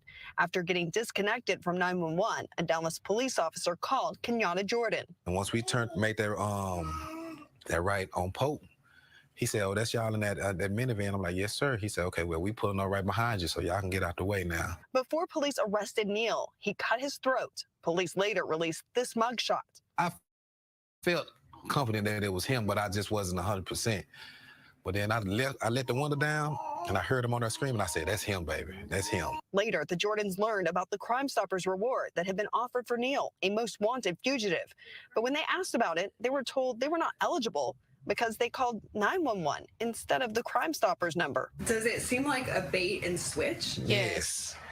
Yes, absolutely. We dialed 911 instead of the Crime Stoppers phone number. We're not able to get the reward. As police work to build trust with the community, the Jordans say this feels like a breach of that trust. It feels like we were misled. On DPD's website, Wow. They urged anyone with information to call Crime Stoppers or 911. Crime Stoppers is operated by the North Texas Crime Commission, a cooperative partnership.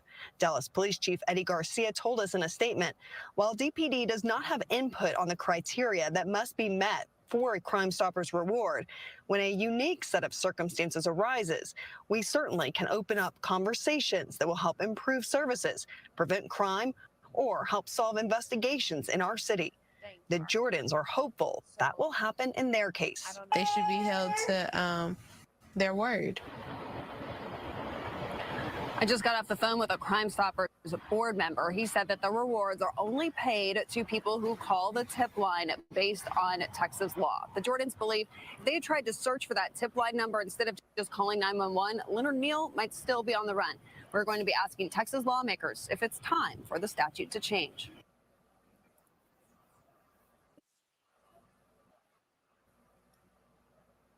How y'all feel about that? Yo, too. Is that snitching?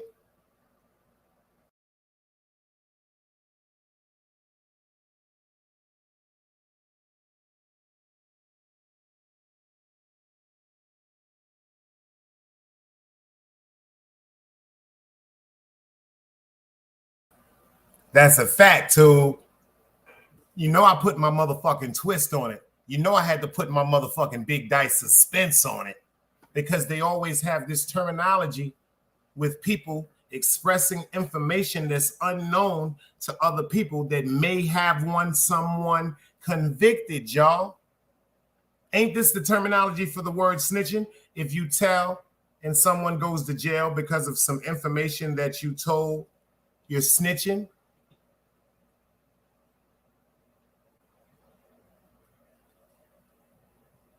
Talk to me, y'all. Don't they say that?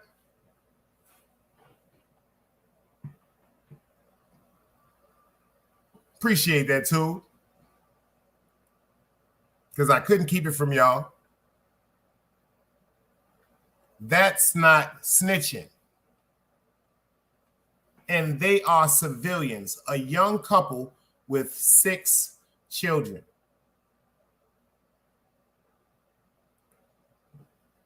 And then check this out.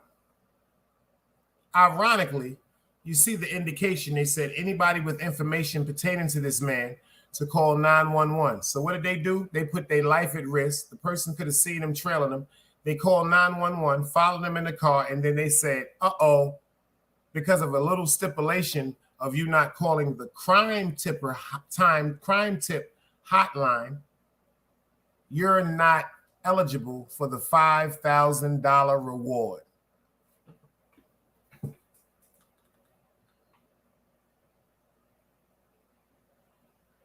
Smash that like button. We got 18 in the building. I think 12 likes. We need 6 likes. Make that shit match up, y'all. Make it make sense, y'all. Grown folks conversation. It's the Friday night sip. I got that Casamigo and orange juice. What's in y'all drink?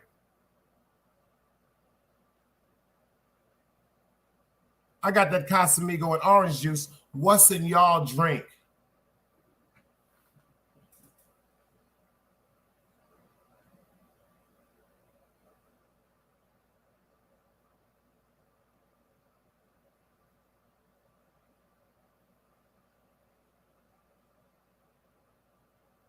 See, Craig didn't put his pants on yet, Ron. He got that bottle of cold water because he done popped the ecstasy pill. And he over there loving on himself. I bet y'all he ain't got his glasses on.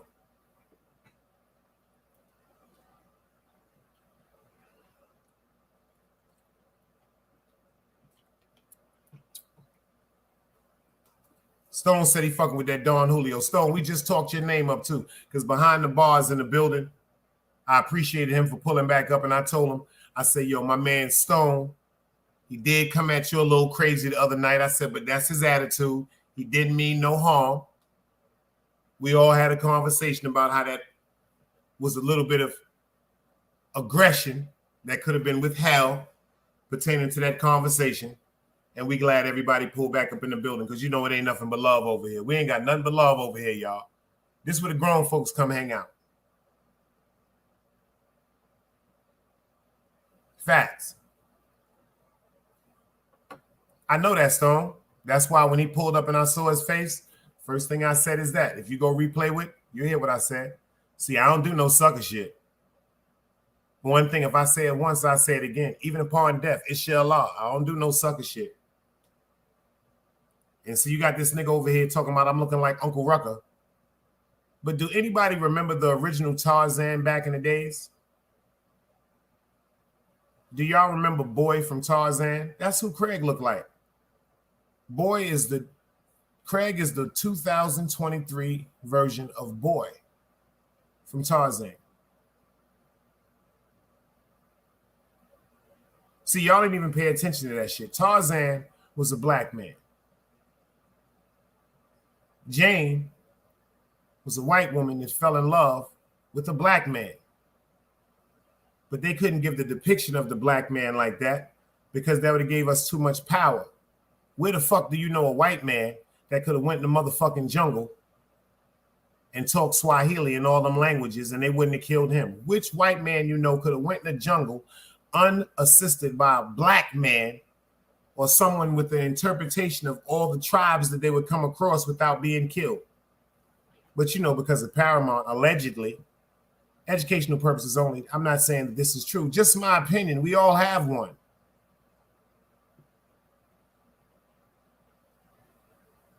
Just imagine how a black man and a Caucasian woman's child would look. Look at Craig. Look at Craig, a black man. Just imagine James from Good Times having a baby with Lucille Ball. The product love child of that would be Craig. Pretty hair from Lucille Ball in the length. Nappy woolly hair from James from Good Times.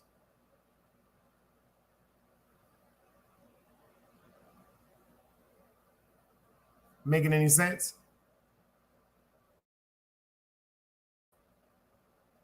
Ron, how you feel about that? I'm making any sense? And if you really pay attention to Craig, if he get a haircut and look like one of the Beatles or one of them niggas from that TV show back in the days called The Monkees, he looks like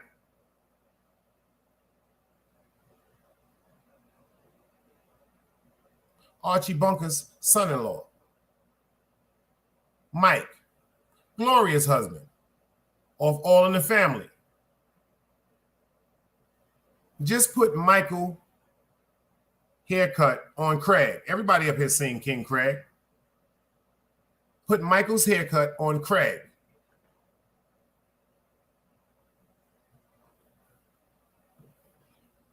That's a fact. Nappy hair, like James from Good Times.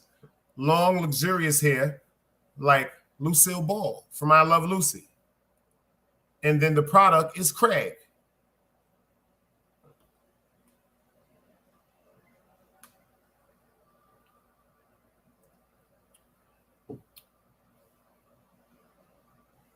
And we got a few women in the building, Craig. So when I drop the link, put your clothes on. And when you come up here, we want to see your hands. And we don't want you turning sideways like this, like you watching some fucking porno movie. Like y'all notice every time Craig come up here, he like this.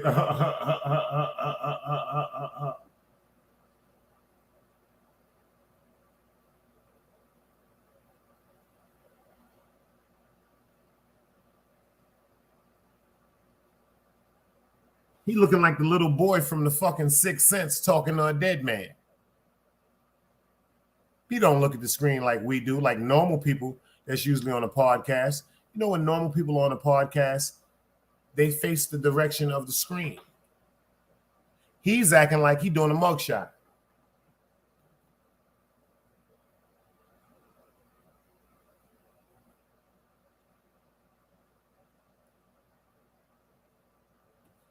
This is how you're supposed to interact with the screen, Craig.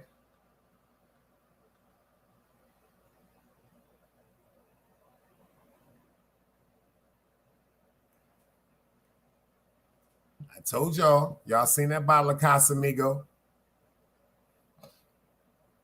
I'm going to finish that bottle of Casamigo tonight. Yes, I am. Yes, I am.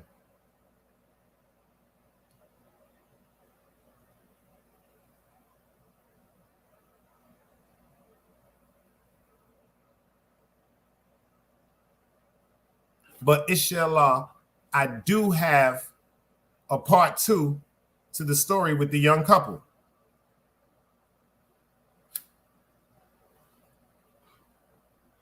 I got a story for that. Check this out, y'all. Inshallah. Look how God works.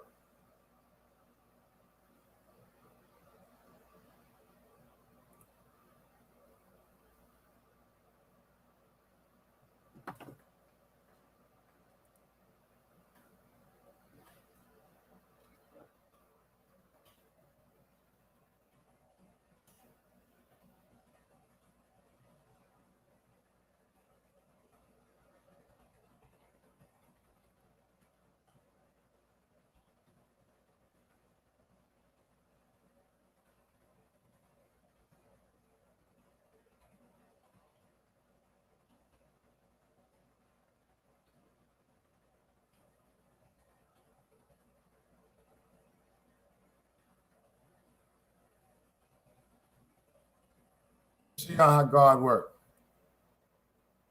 That's how God works. God is so good.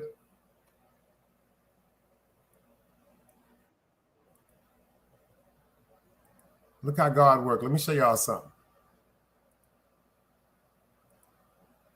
Show y'all how God works. Remember that couple I was just telling y'all about? Fox 4 News is getting results. We first reported on Crime Stoppers' refusal to issue a reward to a couple who was key to Dallas police arresting a most wanted fugitive. Today, a Fox 4 viewer stepped up to do what he says Crime Stoppers failed to do. Fox 4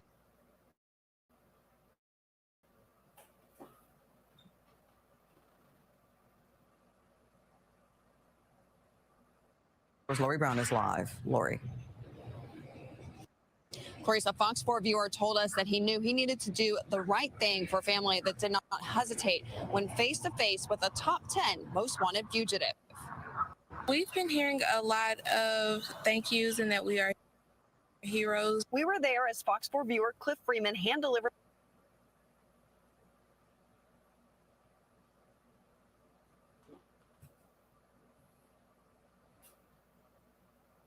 a check to Kenyatta and Brianna Jordan. I know you guys have been through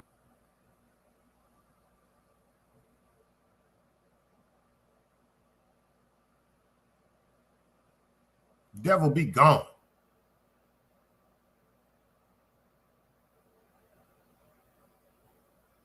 a lot, and I just want to tell you,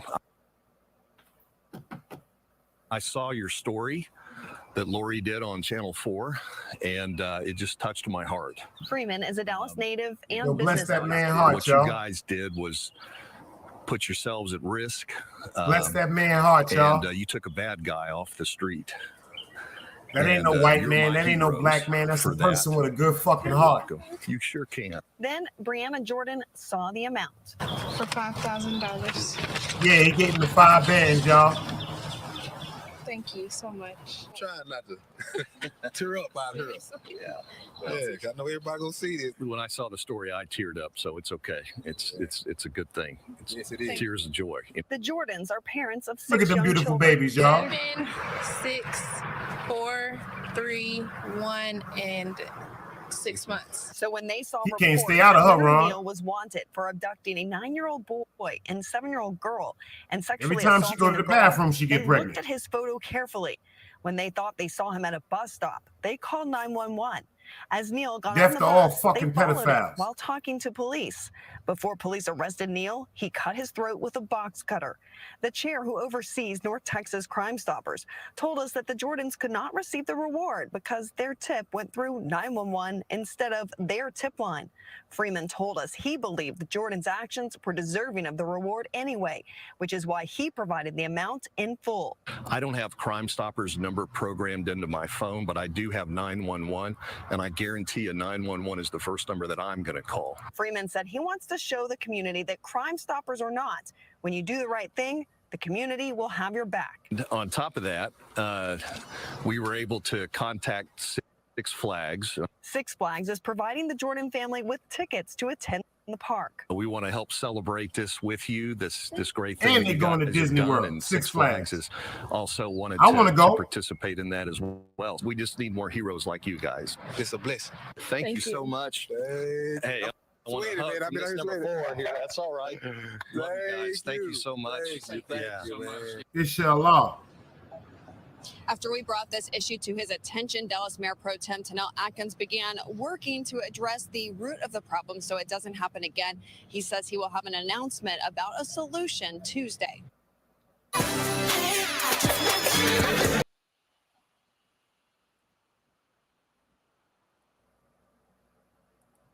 Look at how God works. Look at them 6 beautiful babies they got to raise. That ain't no malicious heart. That wasn't some people just sitting up saying, I'm going to mind my business and call and sneak and do something for $5,000. Nah, that wasn't that. See how they was worried about people doing something to that couple because of them doing what they were supposed to do. She said that could have been one of our children.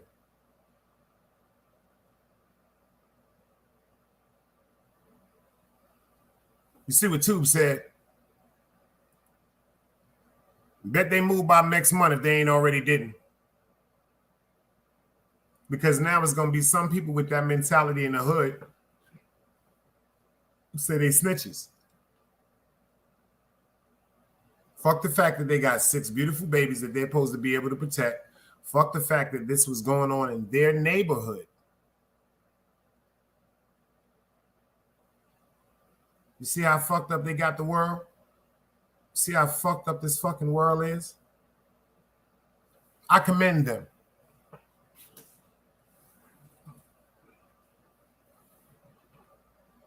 I commend them. They put their life and their children that was in the van with them or the car with them at risk. He could have had somebody trailing him to make sure that he successfully maneuvered through the city in a car. You know how goons travel. He could have had some niggas in the car making sure if the police pulled up, they could have been ready to go war to war and make sure their man don't go to jail.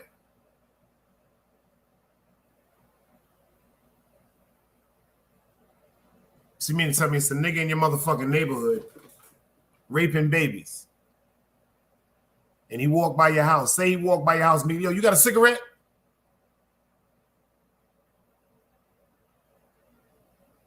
Not too many of y'all got the heart to kill him. But you're not supposed to call 911.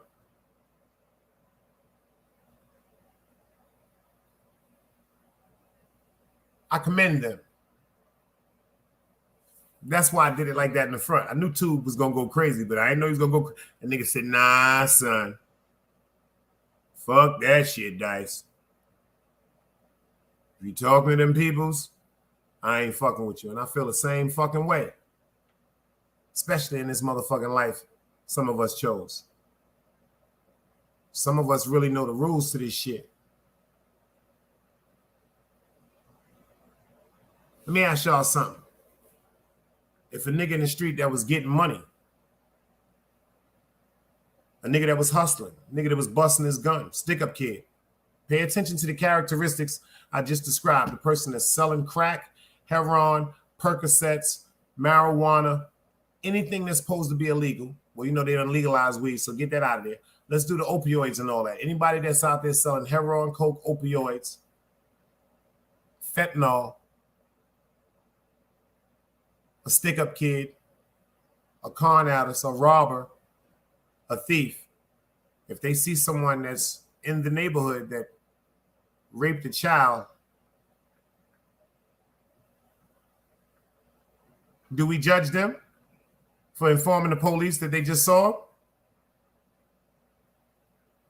Anybody in here, would you call the police and say, yo, yeah, you just sold about 4,000-5,000 worth of crack?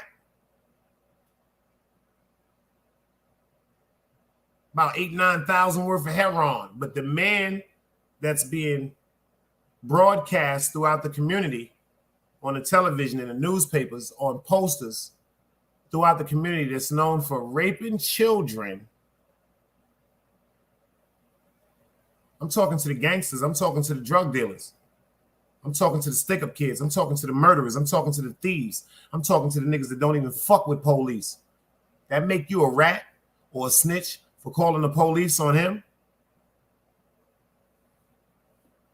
Like I said, to the ones that know how to handle shit on the street the way they're supposed to, unfortunately, certain things I don't advocate, but I do stand by. But a lot of y'all ain't ready to murder nothing. To the ones that's ready, that know what you supposed to do to a nigga like that, we don't even have to have that conversation. I'm talking to the regular gangsters, because you know everybody that's hustling ain't no killer.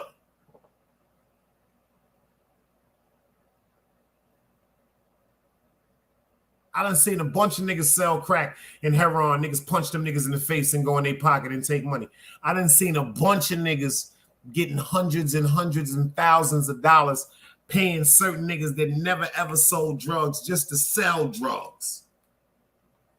Friendly extortion is what they called it when I was coming up. I never was going to be a part of none of that.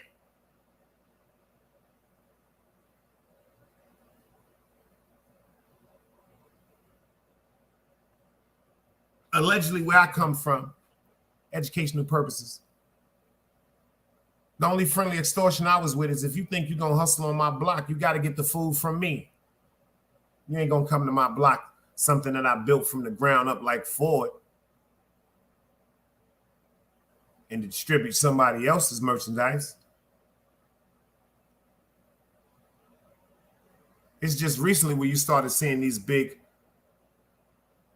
global car distribution companies merging together recently after the pandemic. Before that, you didn't see companies merging together to sell two different products in one workspace because they was in full competition. But because of the pandemic and the economy drop, they were forced to come together or do what? Go under, go into foreclosure, to sell the products in the inventory that they have for dirt cheap just to stay afloat. If they buy the car for $9,000, they're gonna have to sell the car for $12,000.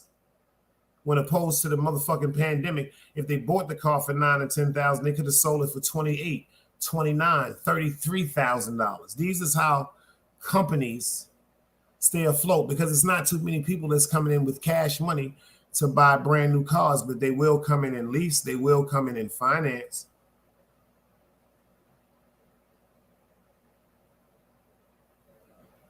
So with the regular price that they're going to give us, and then with the interest rate,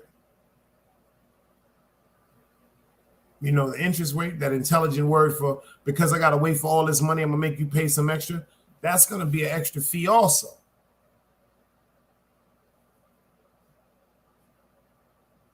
KD said they got a rapist off the street, and that's a fact.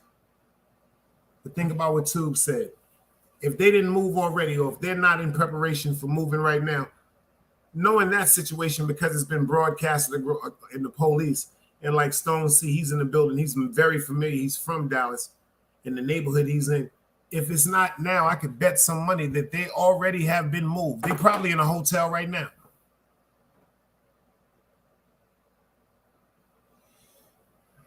They're probably in a hotel right now. Smash that like button. They're probably in a hotel right now. Share this live. Tell a friend to tell a friend. It's where the grown folks hang out at, man.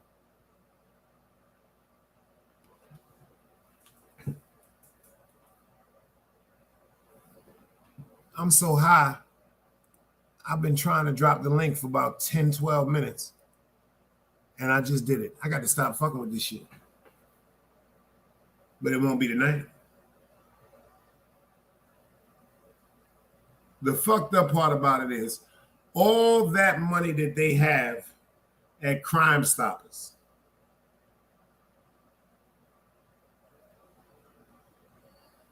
because of a technicality, a stipulation that they have that's probably in fine print that them couples didn't know and them people in the street don't know about. So actually, this is something that's made a lot of people aware to certain things. They said, you didn't call us, you called the police.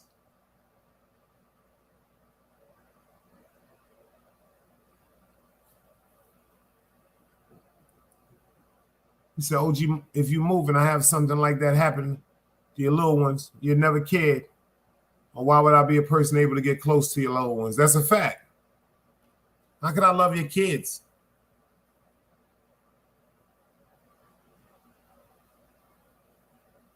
How can I love your children? How can I call your children my nieces, my nephews, my god kids? How can I call your wife my sister, the mother of them children? How can I call you my brother, the father of them children?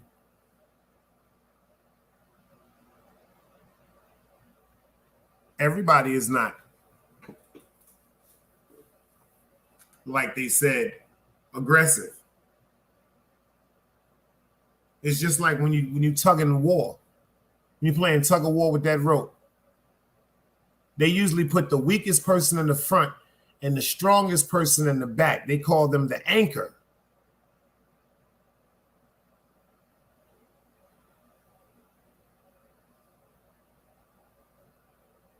Because of the leverage. Because of the leverage.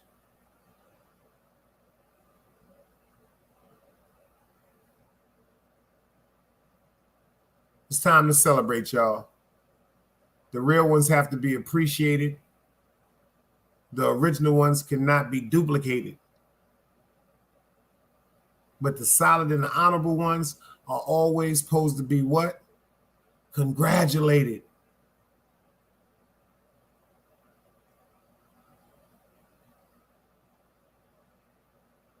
They done fucked up and let me get that monetization. It's time to get that motherfucking BREAD. We got the cash apps, the super chats. We got the monthly subscribers. If y'all feel as though it's touching your soul, you feel as though it want to touch your pocket, I got you. Because I'm about to get deeper than I can ever get deep. I got some crazy interviews coming up, like I said. Tomorrow night, I promise y'all, I'm going to do the whole thing and load it up and put the thumbnail up super early tomorrow during the day. We got that Bad Vibes interview, man. Y'all wanted it. Y'all seen my man. I'm going to give y'all a little homework assignment. When I end this live, I want y'all to go over to Queen's Flip. Shout out to Queen's Flip. This is when him and G Money had their own little podcast before he just had his success. And now he's with Joe Buttons and Melissa Ford. Shout out to all of them over there. Go watch the interview on my man, y'all. Just type in the Bad Vibes interview.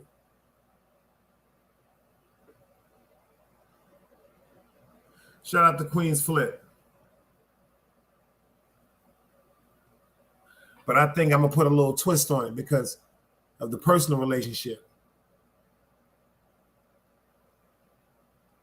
and the similarity and the closeness and friends that we all share. D-Sep for life.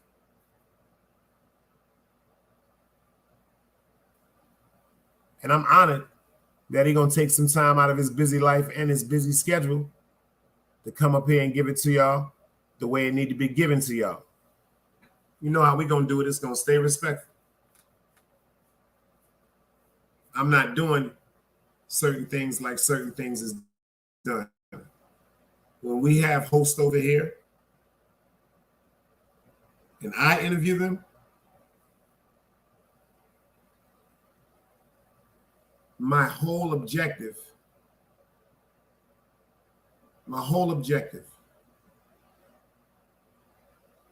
is to sit back and let them do their thing. Facts. I want them to sit back and let them do their thing. I want them to be comfortable. I don't want them thinking that they're walking into an ambush. Hold on, it's stagnating.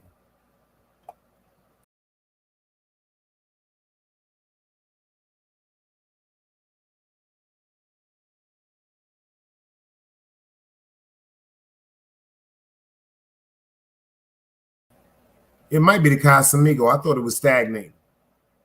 See, when you come over here and I give you an interview, you're not going to walk into no ambush. Definitely not going to walk into no disrespect. You're going to be honored, and you're going to walk into a setting of total respect. When you got anybody that wants to go anywhere and give an intricate part of their life where people can judge unbeknownst to the reason why people had to do certain things. I'm honored.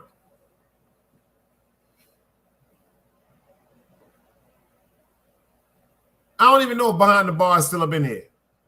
But I think, yo, man, let me know if you're still up in here. But he understand that shit. We grown men over here. Shit, if I had a quarter for every time, shit. I'll tell y'all something, man. If y'all don't listen to nothing else I try to explain to y'all, we got to start training our mind and programming our mind to pay attention to the problem that's igniting the situation. Once we eliminate the problem that ignites the situation, we're at peace. We're at peace. I don't have a problem with you. You don't have a problem with me. The problem, we specifically pinpointed the problem. See, but this is what adults do. When you pinpoint a problem, even though you can be right, you have to be accountable for the things that you are wrong about. Both sides. The second thing that you have to do, you have to be mindful and patient and respectful to a person's conversation or response. Facts. What up, Stone? What up, Dice? What's happening with you, homie? I'm rolling, sipping. Friday night sip. Casamigo. You look like you're feeling good up there. I'm trying to get on your level. I'm trying to catch up. Another day alive, another day free, brother. But yeah, man, tell the homie, man, if he on here, man, I ain't mean no disrespect, bro. I'm from the country. I'm just passionate. I know that. And I told him that. That's what when I saw him, Maine probably riding around. He said he was driving, but he just pulled up and showed his love. But I'm telling you, he watched the show and he know what it is. That shit ain't nothing but love. See, Maine, he ain't gonna get mad at you. What he gonna do is he gonna make a video on you. Oh man, tell that no nigga gonna take a picture of your face and he gonna have you in a fucking movie and you gonna be just like this. You know how to make. That's how creative he is. Hey, you know I can make movies myself. I'm pretty funny myself in these YouTube streets, man. We can have a friendly war on YouTube and be friends. Make sure somebody put up Stone C the table. Make sure somebody put up his handle right quick for everybody go subscribe. But see, that's the man, good part about you. Appreciate you, homie. Shout out to Chase Milano, man. I don't know if you've seen that video I did with Chase earlier, Stone. Like he said some of the realest shit, man. Like, and me and Tube has talked about this.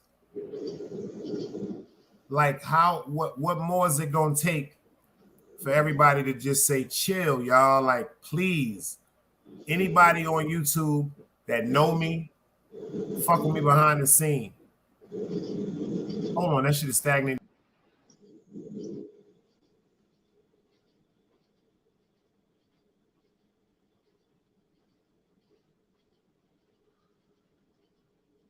Well, goddamn, I guess I'll talk to y'all real quick until you come back. Hey, but when that stuff happened there for that $5,000, that happened where I'm from. Anybody that know me from behind the scene, all my brothers, whether we had misunderstandings or not, these is facts what I'm preaching right now, y'all. Right. Like, all jokes aside,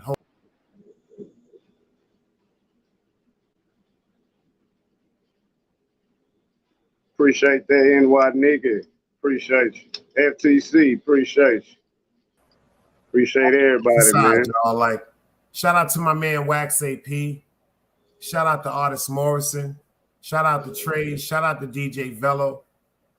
Shout out to Yak. I have my reasons and my values on why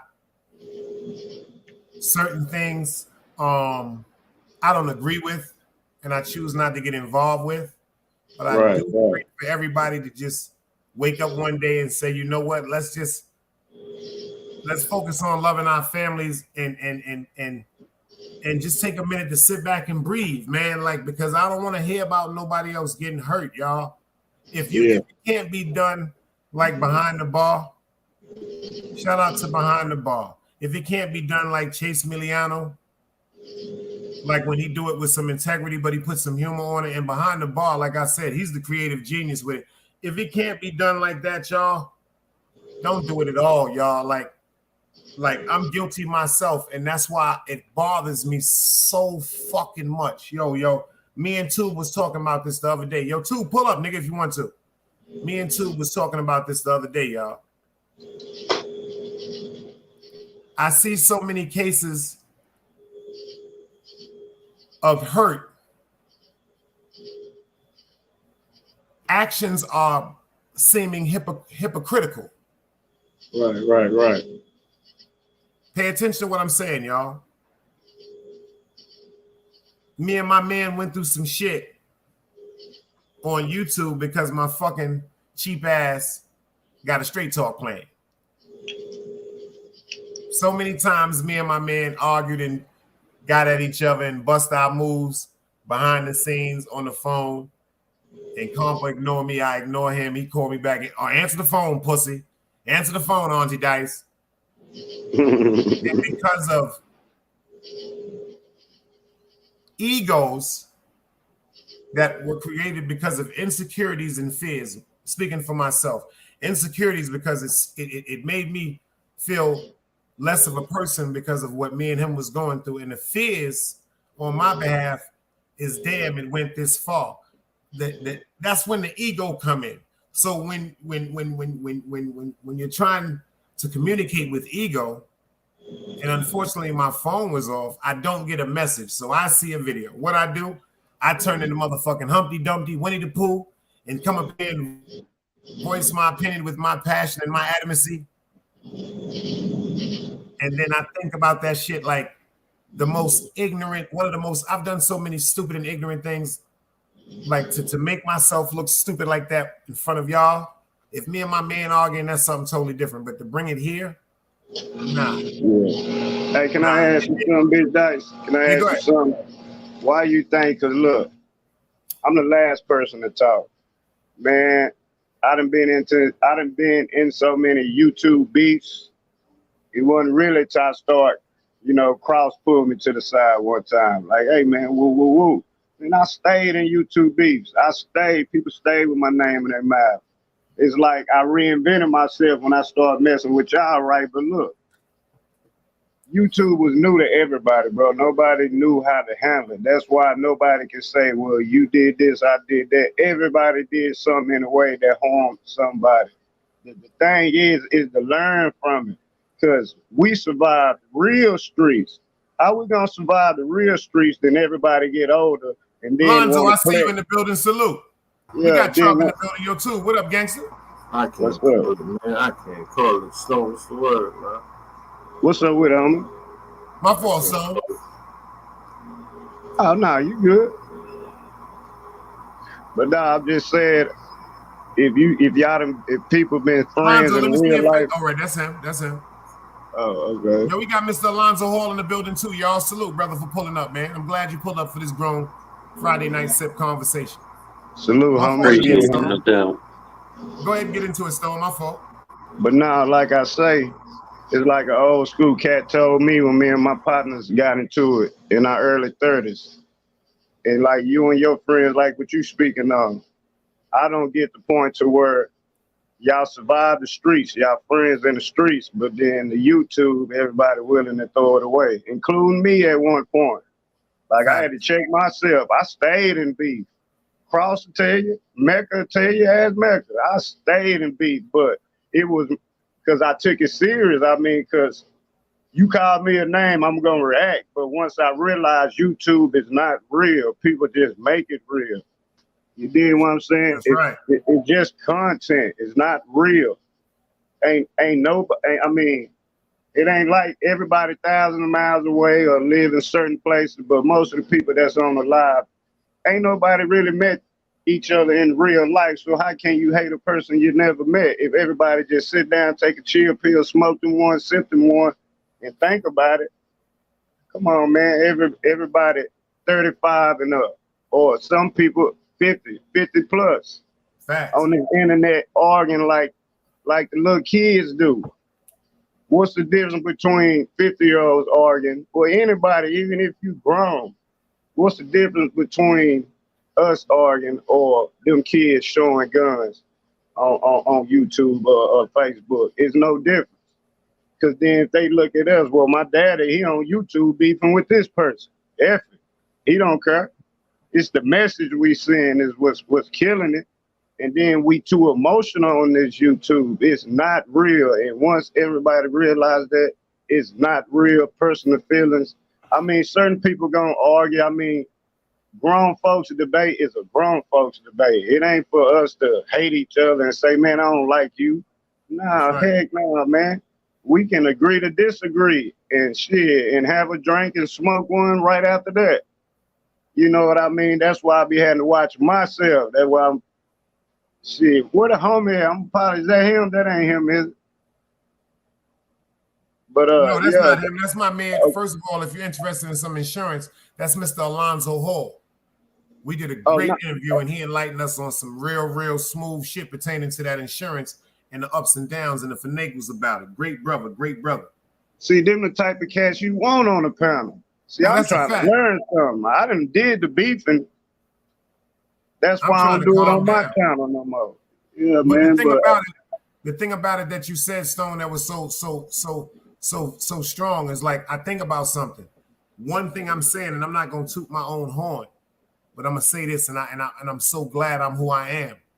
When I told people this before, they didn't understand this, man. I got caught up in my feelings because I was suffering from bitch assness for a few minutes because I didn't get a text from my man, and it brought tears to my eyes when Tube showed me the length of the text. I didn't even want to hear the text because I saw by the length and the indication of the text on Tube phone over the Instagram. I know Compa. You dig? So for me to do that, that's why I'm so glad. Shout out to Wax AP. That's why I hope everybody just stop. Wax AP, my man.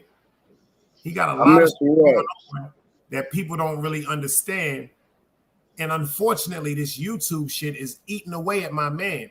Something I'm glad that happened because for the people that's really real, they understand my integrity and my morals. Me and my man went through a little situation and he had a bunch of other shit going on. And that's my man. So let me tell you something. It's like, I don't know if niggas really been through shit like Trouble, like Tube, like my brother. Like if me and him, if he trusts me with something and I trust him with something because of certain things in the street, well, we ain't got to worry about that.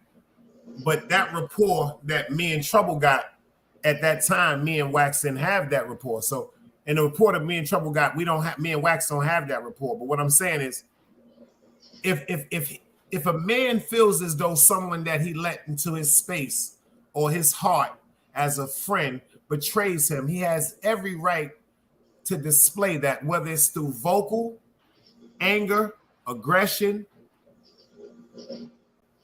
whatever you want to do because of the disrespect and the whole act and mannerism of it. When y'all noticed I went through that, I got up on YouTube and everybody came up in here. It was 60 and 70 people in the building. Dice gonna respond. I'm still mourning over my motherfucking man to this second right now. I try to come up and do it live. It's 70,000 people in the building because they thinking I'm a disrespect Wax. First thing I said, and I say it now, that's my man. And I said this before it happened. I prophesized this. I said, if he feel as though I disrespected him and his lifestyle with him and his woman, he had every right to do it. First of all, I can't get upset with somebody about how they display their emotions. I know how I am when I'm in my motherfucking bag. I know what I said to my cousin. Right. My own blood. But when I got up here, what y'all heard me say? That's my man. I love my brother. And I said one day, I don't know how long it's going to take, but y'all going to see my man right here up on the motherfucking channel. And then y'all going to bug the fuck out. And look what happened. And look what happened. See, I kept my integrity.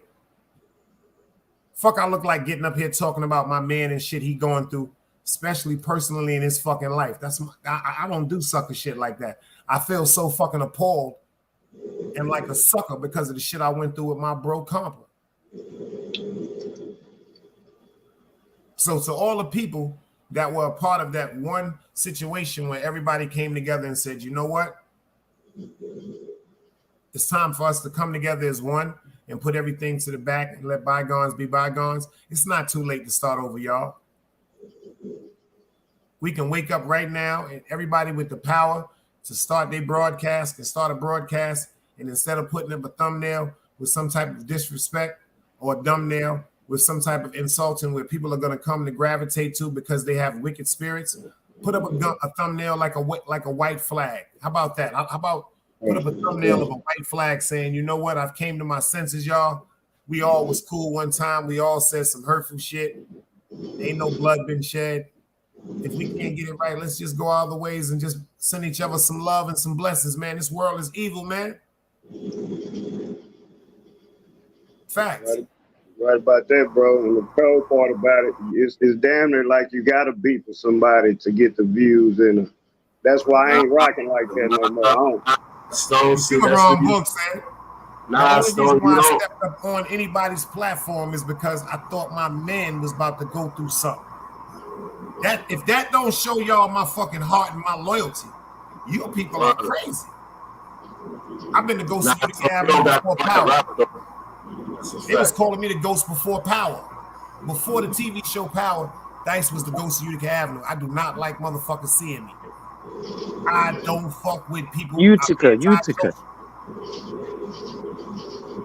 Because it's so rare to find somebody with my heart. Trouble got my heart. Tube got my heart. Y'all may not know it. That's a good man right there, man. Dangerous man, but a good man. Sometimes just gotta leave people the fuck alone. Motherfuckers be waking up in the morning thinking about ways to go crazy and yo, me and this nigga be laughing, smoking weed. Oh, and don't mind me, wifey over here watching the Kardashians, so we be chilling. That's her shit.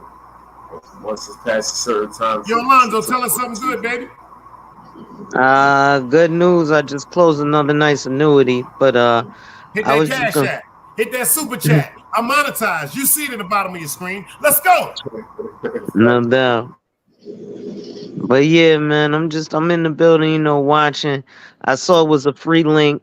I take it upon myself to go wherever there's a free link and disregard whatever they talking about to bring up this insurance shit. No disrespect, but I tell folks I do that. I ain't get shot 5 times in front of my mama for no reason, so I ain't afraid to go nowhere and do what I'm doing. Right. You know what I'm saying? But yeah, man, I just wanted to come through, chill for a second, chat it up, see what everybody's smoking on, sip and talk a little bit. No doubt. Best. Word. Yeah. They don't even got this something different right here. I ain't even this right here. Right here, y'all. Yeah. This is. Oh, y'all both got it. Okay. Look for the adventures. We got another channel we bringing out. I don't know if it's gonna be the Chronicle Brothers, the Weed Chronicle Brothers. It's gonna be something. We got another channel in the stash, y'all. Oh, I be peeping on the IG. Talking about the medicinal motherfucking purposes of marijuana, the highs, the lows. This is another one right here. Lonzo, you heard just that line. Y'all don't even understand. If y'all go to Tube Chronicles, I want somebody to go, yo, New York nigga, go to Tube Chronicles right quick, and I want you to put up how many subscribers he got. Y'all are some people are so stupid. Y'all act like Tube got like 40 subscribers. That nigga damn near 4 bands. You know what's crazy? Hey, yo, Stone, see what you were saying is you don't. Let me put you on to something, man. I am the oracle of this shit, bro. Facts.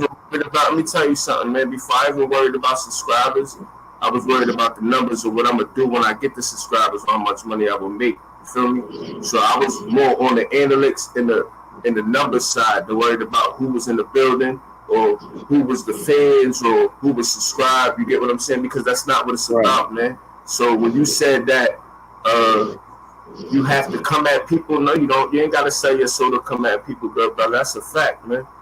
You know that's why I messed up at, bro. That's why I used to think that way. Nah, you ain't even gotta be in that lane. You know what I'm saying? Like you ain't that.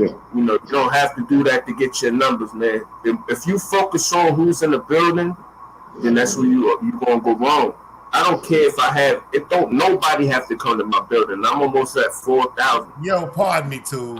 This nigga Ron tells me to check my DM. Forgive me for cutting you off. Nah, yo, you Gucci, bro. This nigga gonna say, yo, that's a dope color you got on, my guy. But you sitting there looking like you on a visit with the color before Mecca come up there and roast you. Oh my God, son. This nigga Ron is fucking crazy. Nigga say you on a conjugal, huh? Man, like that, you know what I'm saying? It's not even that shit I be finding goofy because you gotta understand YouTube ain't for that, it's for entertainment. So the beefing shit, you're not gonna really make no money beefing. You know, you get what I'm saying? Now I think you misinterpreted what I said. I was saying other people would start beefs, and then I didn't have no channel at the time, so I encourage you to subscribe to me or not. That's just what they was doing to me. I mean, if they coming at you, then you make your content, but that's, if that's what you want to stay in your lane. I understand when you do that though, They only going to put you in one algorithm. You're going to be on entertainment. Yes, you're going to be in that algorithm with everybody else. You don't want to be in the algorithm with everybody else because they numbers stop at a certain amount. I told niggas anytime they ready and think they really make it, I pull they shit up right here and show it on the big screen to everybody. You feel me? Like y'all niggas ain't getting no paper, but they don't have the type of software. He didn't even let me know. Some people thought they don't got the type of software I got to show them that. They think just because I'm gonna go to YouTube Studios and that's what shows it. Nah, son, I don't even pay attention to you. YouTube is not even. I got a whole nother software that tell me if I'm doing what I'm supposed to be doing. You feel me? Yeah, right on, bro. Shout out to my man T.G.I.F too. Go subscribe to my man T.G.I.F. Hey, but on some real stuff, bro. If you check out my channel, what I'm telling you, you don't see that on my channel no more. Everybody that I used to beef with, that's in the South, everybody that I know, they got big channels. Yeah. Like, I damn near watch that shit. Like, man, come on, man. You live 2-3 hours. You say you gonna pull up on him for what? Now, what if somebody die and go to jail? Then what? Over YouTube? Niggas die for less, Brody. Hey, when we survive the real world. Ron Boog said, respectfully, insurance man, don't get dragged into the fury. Keep doing your good work. Facts. Actually, that's what I was about to speak on. If he want to pull up my shit and drop that insurance shit, he welcome over there. You get what I'm saying? Spread that. You spread your message how you spread your message. Talking about, bro, That's what some of these motherfuckers need to learn. Bro, we need that shit. Yeah, they don't be having that type of mental to even sit there and learn that or hear that. You know what I'm saying? So whenever want to pull up over there on my shit, you also welcome over there. So I don't mind that. Hey, I pull up. Make sure y'all go subscribe. Hey, drop your link in the chat, homie, so I can subscribe. Yeah. Anytime I want to get up there and talk that shit, I don't be care because I do whatever. I could have been monetized 5 times ago. I just don't like to get up here. I don't like to talk. Got me monetized and walk me through the procedures like a baby. Yeah, I'm no. You know what I mean? I just don't like to talk. I don't like to talk too much to these niggas because I be feeling like talking death is. So I'm proud of you, homie. I was in the chat when it was just 1 or 2 people in this thing, man. Yeah, talking about you monetized now, doing your thing. You understand me? Bullshit. You notice we don't get the crazy crowds. We don't get the crazy. We not even worried about that shit. A lot of people don't even know this. Tube know this. It was one time I had 137 in this motherfucker. Right, at one time. Facts. And you know what they was in there about? You know what? And that's when he was on bullshit beefing with his, you know what I'm saying? No, and I didn't respect that was the night when Harlem Legend and the rest in peace to Dread El Compa was going back and forth. Everybody wanted to see that. Yeah, that shit was. And I ended the live. And I erased it and took it down. The minute I ended the live, I erased it and immediately I didn't put that shit in private. It's sad. It's sad on YouTube. That most of your subscribers, a lot of these dudes subscribers only come in there when they on beef and shit, and that shit that's not gonna get nobody nowhere, man. If y'all trying to get them big panels and y'all YouTube niggas want to be somewhere, y'all can't.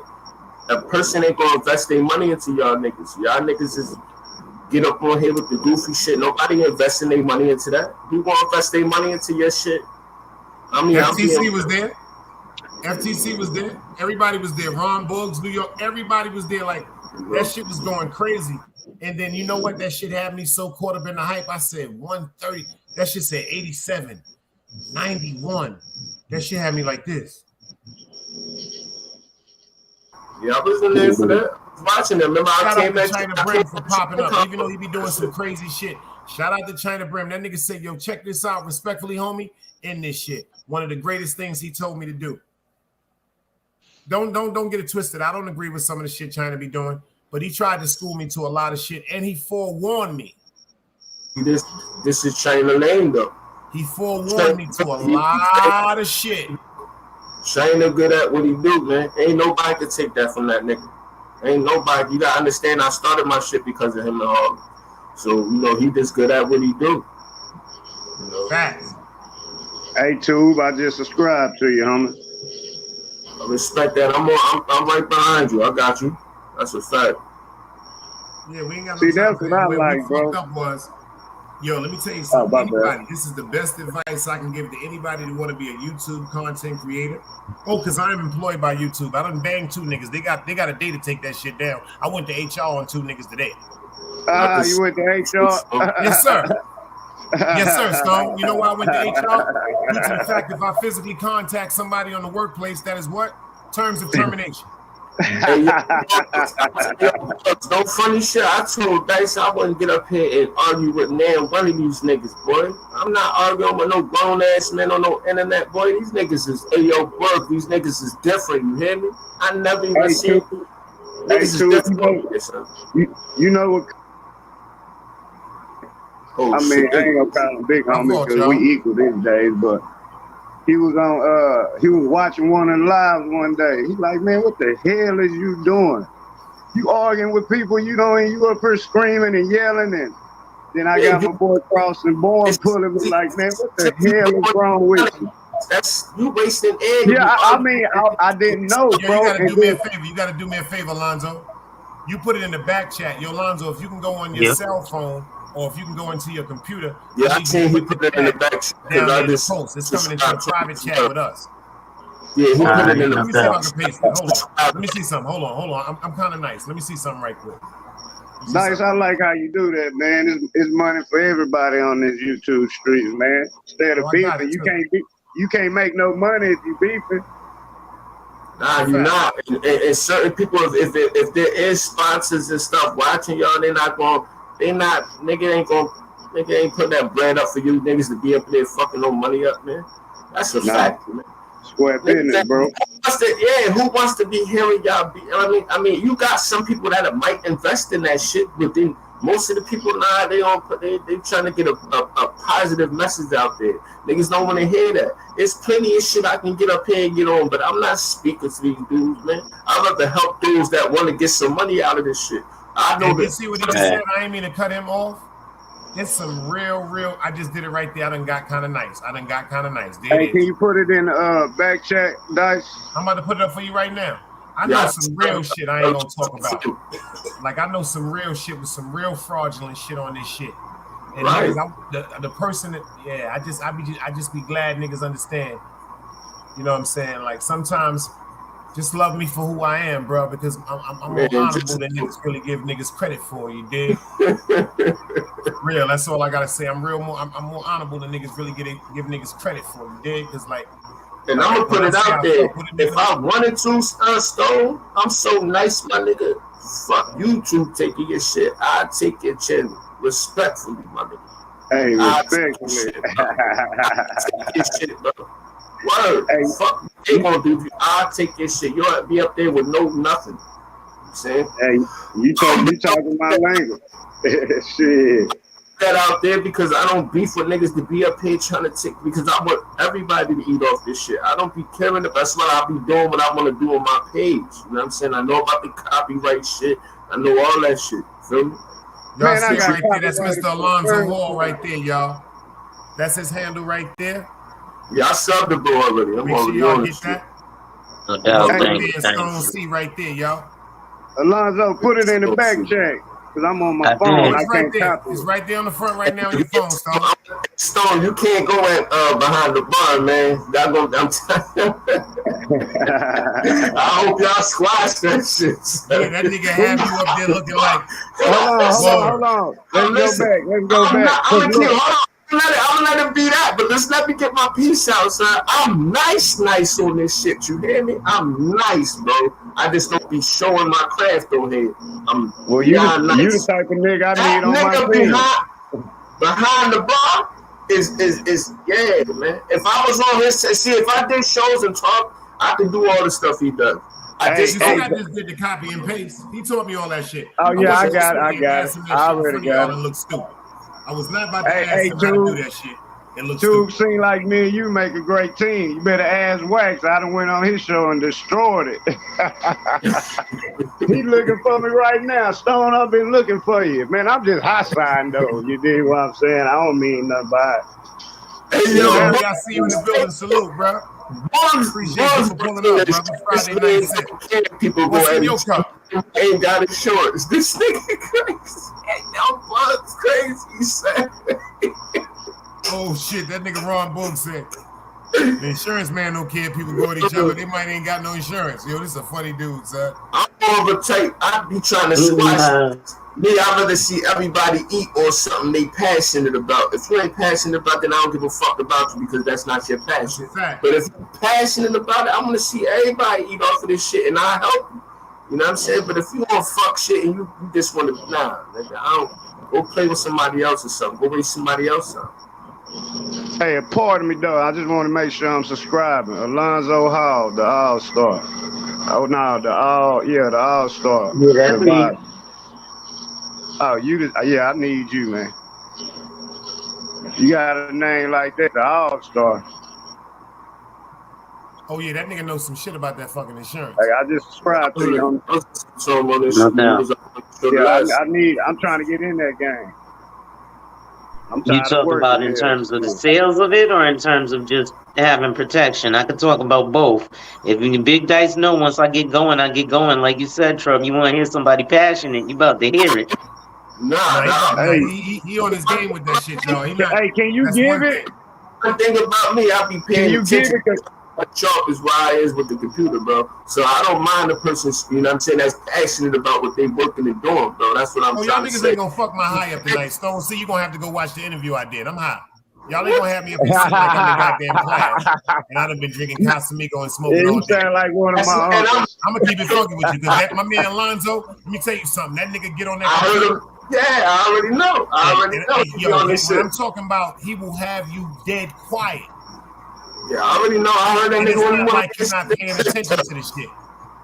Like the shit that he broke down as far as how people just make it seem like you getting a good payout in the long run, but you're not. You're not. But what type of insurance is you talking about? And he right. It ain't no payout. Man, I work for General. No, it is a payout, because if you have a young child, he said you can have a like, say for instance, if you put an insurance, say for the first 10 years, 12 years, 15 years of that child's life, you can cash that out at the end. Right or wrong, Mr. Alonzo? Yeah, it's level to it, but you're right. Because I work for GM, bro. I work for GM, right? So we talking about going on strike. It's about insurance, right? Because they want us to pay our own insurance.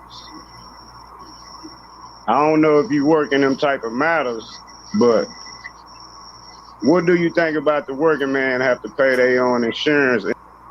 I just told you niggas, I'll take you niggas off this goddamn show if y'all come up here fucking with my goddamn high. With that bullshit, right? I just told both of y'all that shit, right? So I'm gonna bring y'all back up one at a time. Bingo, bingo. Y'all ain't gonna fuck my high. I ain't even say shit, yo. He don't want to talk about insurance. Hold on, what we talking about tonight is fat bitches and pig feet. We talking about fat bitches and pig feet. Stone C start asking about how can he get insurance for his. He went from the car to the house to his auntie's family. No, I ain't go to the car. I said my job. I know, I'm just saying. Yo, you know why Stone don't be playing? Now Stone passionate. Stone said the other motherfucking day, yo, I laughed so hard. That nigga Stone said, it's so fucking hot. I went in there and said, I'm claiming FMLA, motherfucker. Hey, you goddamn right. He said, you motherfuckers, I want my FMLA right now. Family medical leave of absence. You niggas ain't gonna make me have no stroke in here. What? I missed 2 days this week. You thought I was playing?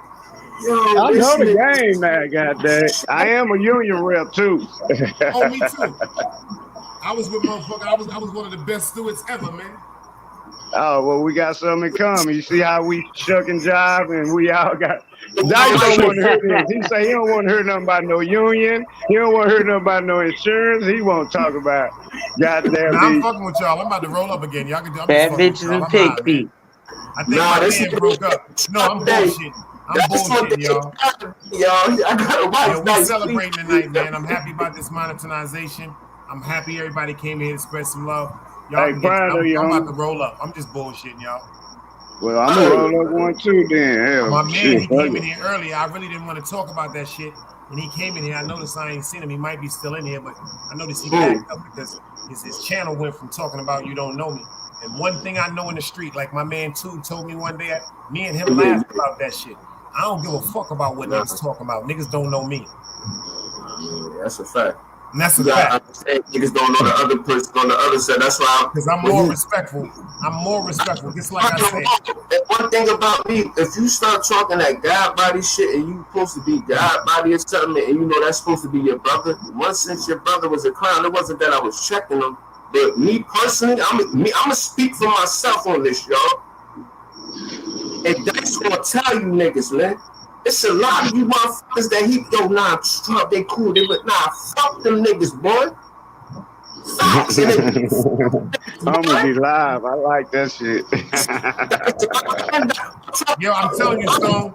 That's why I watch what I do. Y'all don't know I watch what I do besides Trump. I watch what I do. What?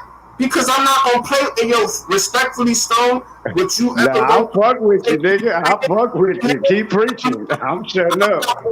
Like that, bro. I'm telling you, I'm gonna crash out and have another state number. I'm telling you face to face. And the tax on me, that's professional, bro. This all jail shit, you heard? So I don't know. You're not gonna play with me, my kids, and my family. These niggas play games that I ain't never played with in my life. So I'm not gonna start it now. Especially on the internet with these clown ass niggas. And I live in New York and I'm from PA. So we gonna get that shit straight.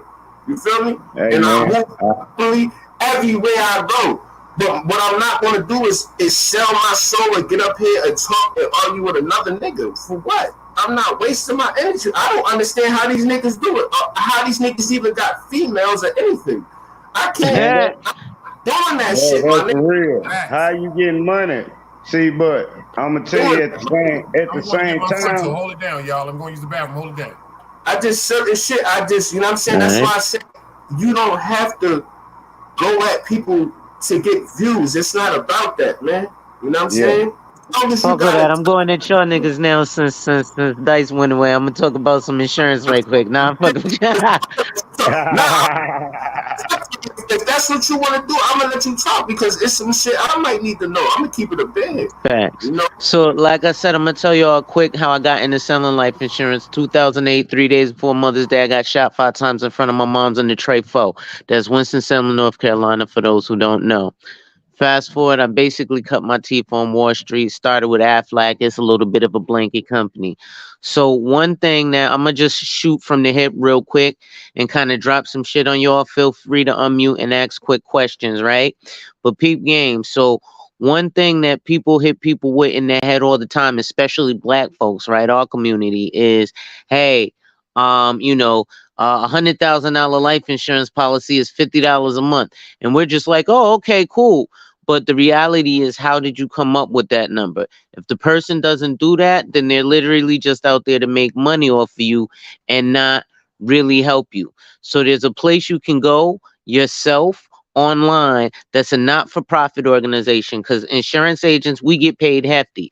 On average, we get paid 50% of whatever you pay for the year. So if you pay $100 a month, I get $50 a month, right? So the way it works is like this. You go to a website called www.lifehappens.org, and there's a couple of calculators there. One is the human life value calculator. So like you mentioned, Trouble, you got wife and kids, right? So niggas like us is 35, 40, 45, right? So we thinking about shit like that now. 20 years ago, we wasn't, but now I'm like, oh shit, if I ain't make it home last night, fuck is my wife gonna do? I got this car payment. I got this mortgage. I want my kids to go to college. We ain't got no college fund, or what we have in this Section 529 college savings fund. I don't even understand, but somebody told me to get it, so it sounds like some shit to get, right? I told you, I'm gonna tell you the real shit, because I've been through it, my nigga. So being from one... Hold on. Give me 1 second, good brother. 1 second. Yo. You see what boys, boys. Do not get on your Harlem bullshit tonight, man. I was listening to the goddamn game, man. Nah, Boys down on my ass. What they say? Nah, he said respectfully, I'm going to. You done started this man. It's Friday, Mr. Sunday. Damn, Mom. You going in? No, you ready to go in. Yo, he said, yo, Dice, where you at, man? That nigga Dice walking Zeus in Egypt. I'm letting y'all know that. We gonna get this good game. But look, let me ask you a question, because I see you handle life insurance, right? So what you saying is, if I get a certain life insurance, whatever they tell me I can get more if I die, basically. They lowballing me because whatever I'm paying, y'all gonna get half of what I pay. No. That has nothing to do with your death benefit. So you don't pay for life insurance with money. You pay for life insurance with health and age, right? Prime example, I'm 39 years old and I don't have it because I got diabetes onset before 50. I was overweight, smoked tobacco. If you smoke tobacco, it triples the price on you.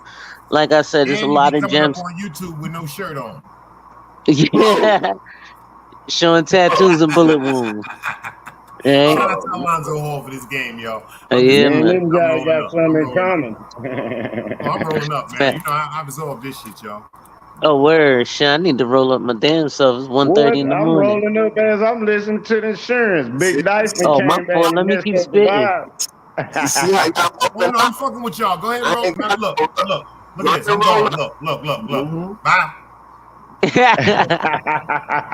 It's time to cook, my nigga. Hey, listen, go ahead. And your Bug said chill. He said chill, Dice. Better see Bugs on your ass, bro. This your show. This ain't my show, man. If it was my show, I'd tell her, go ahead and rock it. I'll go about some 3 or 4 guns. Alonzo, I might need you to pop up on my show, man. I got a lot of hood niggas and thugs that stuck in the street. You know how many of my friends I got hired at my job? What's up? He down there in You Texas. know what? I'm gonna get Bugs excited, right? I got some folks out there in Arlington, man. So I'm being excited because this is Ron Bug said. That nigga said, not tonight, Dice. Oh, I'm licensed in 13 states. Yo, Dice, come on. Shut Peep this shit Ron. down, man. Watch this. Hey, yo, go to Google. Matter of fact, Trub, you could pull up a Google tab right quick. Smash that like button and hit that cash app. Go to Google. I'm gonna get niggas excited right quick. No, this is his show. I can't pull nothing up. This is his show. I don't know how to do that. No. I mean privately on your own, just so you can see it. I'm gonna walk you through. I'm gonna tell you to type something into Google right quick. Here rolling up. Do that shit. What the fuck are you talking about? Got a goddamn fucking ham screen on the back of your shit, like we on fucking Happy Days, like we outside in the movies. I told you right for you on watching that. She over there watching the Kardashians or whatever the fuck is up there. What you need me to pull up, brother? So I want you to go to Google and type in Colombian cocaine cartel. You done fucked up. You're going to have to go through that verbally. You said too many words. If you'd have told me to pull up some music and some shit like that, I'm not doing none of that shit. Yo, Stone, you can listen to all this shit he want to give you. If you want to hear all that intricacy, I'm laughing at you. The Colombian cartel with the laundering of money through insurance, because I remember all that. You going to have to watch that interview and hit that like. I'm listening. Hit that what? Subscribe. No, do me a favor. You got to leave a comment. I already subscribed, Dice. You got to leave a comment because it was a great show. Don't worry. I'm going to have, hey, if you don't mind, Dice, I want to have him on my channel. Brother, that's so. Dice don't give a shit. He ain't got nothing to do with what I do. Thank you, brother. Just out of respect, I was so pleased that he came over here and gave us the game. Because I got I'm still honored that he even came back and supports us like that, man. I'm dead ass, yo, bro. One thing, like, no doubt, man. This man met when I ain't gonna go into how he met me. I'm just glad Allah sent him to me. He's been telling you this from day one. Y'all think I'm joking. I am the one that be telling people, chill, y'all. Forgive them for what they don't know. Let's focus. I tell Tube this all the time. You want to do me a favor and prove your loyalty to me? Stay home and love your wife and your children. Stay home and let's make memories together, laughing and joking like we do every day. Of course, I can hold my nigga down with the JPay, go see him, hold his family down as I should. I don't want to do that. Okay, Don Corleone. Seriously, you know how some niggas just don't want to tell the truth? Niggas always trying to, I hate this shit. All jokes aside, and I used to do this ignorant ass shit, telling my mans, fuck that bullshit, boy, I got you if you go to jail. Nah, my nigga. Every real nigga done said that to his man. Dice, yes, that's what I'm saying. The point I don't understand, respectfully, big homie. I know that stuff hurts you. Because me and you had a conversation one night on live. But everybody done did that, man. Rather if it's family, close friends. So quit dwelling on it. Long as you feel like you corrected your mistake, rather that person accept it or not, you did what's best for your heart. Facts. And for that person. Rather they accept it or not. You told them. Yeah, that's what I'm telling niggas they high right now. They need to look at the cocaine cartel hiding money. Hey, yo, Dice. Hold on. Hey, yo, I'm trying to get some of that money they got. I don't know. I ain't never been high and have my high blown with niggas giving me bread. I don't know what other niggas is on. Man, we need but I ain't never had my high blown with niggas talking about we gonna give you some bread. Yo, that nigga Ron Book said, yo. Nigga said, yo, Alonzo, we too lit for this shit right now. Ron Book said, y'all can go live after this. Facts, we smoking and drinking tonight, nigga. So if you ain't talking about no fat bitches and pig feet, we ain't fucking with you. I'm not doing this shit. Hey, I would cut my camera on. I would cut my camera on, but it's 105 degrees.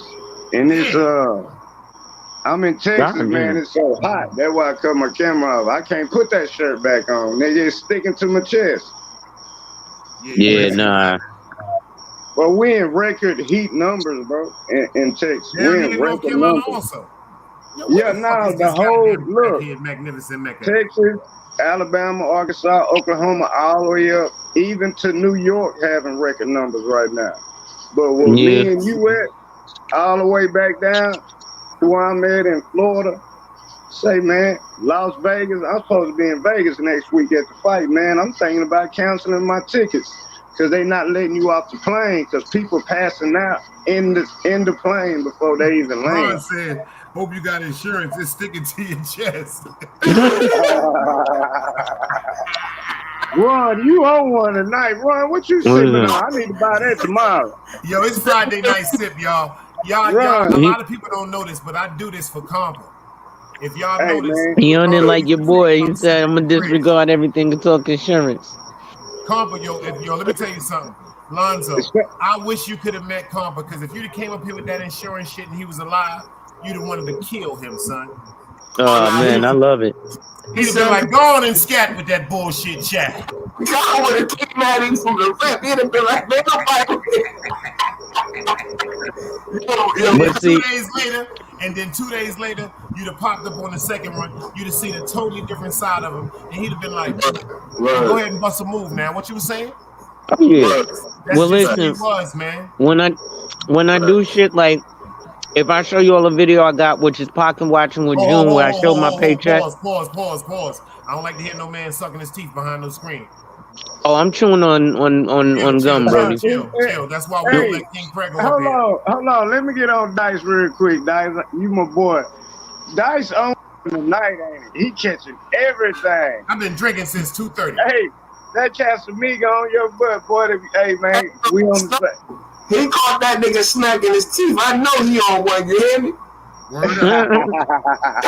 You caught what he thought was teeth smacking.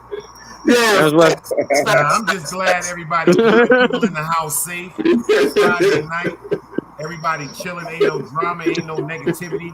Ain't no disrespectful over here. Everybody just enjoying the vibe, and that's how it always was over here, y'all. I ain't gonna lie, Dice. You got a good channel. That's why you think I stuck around, bro. He got a good channel. Yeah, I couldn't do this shit without. I ain't gonna front. I said, King Guardian. If you hear me say that, I finish rolling up and go outside and smoke. I can't even smoke in my house because my wife is asthmatic. What? Say, hey, Alonzo, we on the same page. I can't smoke in my house either. That's why I'm out here sweating like a dog. Pray. It's okay. I'm gonna pray for y'all. Ain't nothing wrong with that. Hey, my girl ain't having that. I'm gonna pray for y'all. Give me some smoke in the house insurance shit. Hey, my girl just got back from out of town, but I was smoking like a mug and that. But Yo, Lonzo, Word. I want to ask you because I like your voice. You be making me laugh, but I like your intelligence. So I want you to break this shit down because you are now rocking with the best. Big Dice is the first one did it. How do you feel about this young lady, Carly Russell? Tell me how you feel about the 2023 Tawana Brawley. Give me your insight on this, bro. I'm be honest. I don't really think. I think the it's brother some broke more. up with her, right? Oh, he did? Excuse me. The boyfriend broke up with her, and he's cooperating with the police to the fullest degree with every part of the investigation. I mean, I think it's some more Boyfriend viral said once he shit. found out she was sucking cock, he took her off Facebook and everything. The bitch Oh, is out shit. the well. She's not in the church. She can't sit with the first lady. None of that no more. Yo, he really broke up with her? No, these are true facts. Damn. I was the first one to do that story in this sector, and I did a 3-day who y'all saga talking on it about? because it started so much controversy. I done had hazing. We had some great analogies though, but what I said was she met one of them niggas that walked up on her one day. See, it's women and they will admit this. To a woman that's never been around anything exciting, it may come across as disrespectful, but it's still exciting. It's just like if she's in a club and she's out with a homegirl for the first time, and a nigga walk up to her and say something like, "Yo, has a nigga ever took his time to eat your pussy from the back?" Yeah, that's respectfully, bro. And then she go, "Hold on, y'all gotta see my face for this one." And then she go, "This is what women say." They go, "What you said?" Make sure you say it again. And then you look them dead in their eyes and say respectfully, has a nigga ever took his time and ate your pussy from the back and enjoyed himself? I mean, took his time to enjoy himself to make sure you enjoyed yourself. Bitch leaving that same night. She gonna tell her homegirls and them, "Yo, check this out. Tell mama we went to your house and I fell asleep because I had a stomach ache." I'm going with this nigga. He talking about we going to the Waffle House too? Let me tell you something. If you got Waffle House money in North Carolina, it's a wrap. Word. It's a wrap. Look at the bed. I don't even know what he's talking about. But what I'm talking about is, you seen that? I was being funny. I was hoping Dice caught it. and what I'm saying is you got all that insurance and can't puff in the house. I'm over here. I've lost. We went from I just thought about yo, son. I just started looking at the chat too. That Casamigos on Dice. I'm trying to get like him. Unfortunately, I don't even know what Dice is talking about, and that's my brother. No, I'm talking about Carrie Russell. See, Carrie Russell. I'm talking about Miss Carrie Russell. How she was. You asked Alonzo the question, but then you wanted because she was dating a nigga like this. Lonzo, this ain't no type of. Is this you, Lonzo? Let me ask you something, Lonzo. Is this you right here? Oh, he don't want to talk to us no more, homeboy. Is that you, Alonzo? Is this you, Alonzo? Oh, yes. That's you with wifey? That's how you be definitely looking when me. you and wifey go out? You know I'm about to get you. Yeah, Answer man. the question. We do it. You have the right to remain silent. Anything you say can and will be used against you on a Big Dice I'm show. glad. I'm about to tear your ass up if you tell me when you and your wife go out, she got a Dr. Seuss hat on and you got a funeral suit on looking like that, bro. Oh, I gotta have the funeral suit and the press and curl. But at least it's gonna be altered. I know it's gonna be tailored. Nah. I wear the jail suits, bro. Here you go. You got 55 seconds. Hey, Dice, I got a question for you. You got 55 seconds, y'all. Count them down. Man, I'm not I can ask this question in 55 seconds. I'm chat. I'm out. Alonzo, I'm gonna get with y'all. Stone. Where the fuck is you going, nigga? Nigga, like that. Nigga, it's like 2 o'clock in the morning. I'm about to go my ass to sleep too. Oh, I didn't even notice that it was 1:41, y'all. Dang, where you at? Where you at? In the West Coast? I mean, you ain't in the West Coast. Hold on, you in the East Coast. It ain't no 2 o'clock in the morning. It's 1:41 where you at. It's closer to 2 than 1. Nah, real talk, homie. Real talk. It's 1:41 in the morning. I look over, wifey knocked out. It's past my bedtime. I ain't know it was this late. I got to get up early in the morning too, y'all. You know, I already know. But you know, I ain't know it was that late. We were just vibing and jiving. And the Casamigo was kicking it. And you know what? Nah, Zeus hey, and motherfucking take Egypt was another sitting right here shot, looking Dice. like Puerto Ricans. Dice, take another shot. I'm sipping, brother. Hey, then we gonna. Hey, if you get out, come to my channel. I go live if you come over there. Oh yeah, brother. I'll pull up, brother. Let's In go the over chat, to the come table. over We go there. over those Stone Sea at the table. We can pull up and Alonzo, rock and roll. hey, everybody got a seat at the table. We all made men. No I'm sitting there, you see me? I'm in the background rolling up. Same here. That's a fact. We up, out, I'm feeling man, good. man. Got a cold bottle of water, got some orange juice and Casamigo. You did? What you finna do? You finna end it, or we can just keep shooting the shit on yours? I'm about to shut it down right now, man. Power to everybody that pulled up in the building, man. But we got to end it with some good music. No Team doubt. Guardian, I'm gonna I slide appreciate through. y'all for pulling up. Hey, if I go live, y'all gonna pull up? I ain't gonna go live if ain't nobody gonna pull Man, up I'm now. following you over there right now. Talking about I ain't going live on that sucker shit. All right, I'm gonna go live then. Yo, everybody pull up the Stone Sea at the table. I'm over there, y'all. I'm rolling up and I'm pulling up. Let's go. Streets ain't never loved me. The streets ain't never loved me, yeah. The streets ain't never loved me, yeah. Streets ain't never loved me since my brother died. My mother cried. Tears in my eyes bleed red. Ain't no love inside. Streets left me dolly. My phone, they left it holy. Dawn was in that passenger side when they tried to phone me. Yeah, you know the streets ain't never love us. Yeah.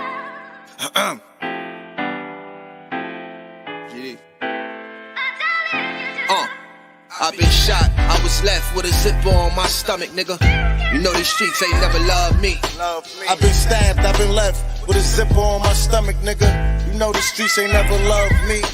I've been locked, I got charged for some shit I didn't do, nigga. You know these streets ain't never loved me. Caught a case, went upstate, fuck the Jakes, nigga. Yeah, you know these streets ain't never loved me. Laying up in the hospital bed in ICU. Hit that button like every 3 hours to get those blues, yeah. Laying in the test of pain, I know shit won't be the same. Sipping my stomach, shit don't stop a thing, I'm still a man, yeah. But who gon' be there when you doing time? Can't get no money, so they dropping down, these niggas bitter. And I hope they get the picture. I'm only getting bigger. The top cat out my litter, yeah. Tell you they love you, but they hate you on the low. They hold you back, how they expect for you to grow. I got locked up, ain't said me nothing, but I'm your nigga.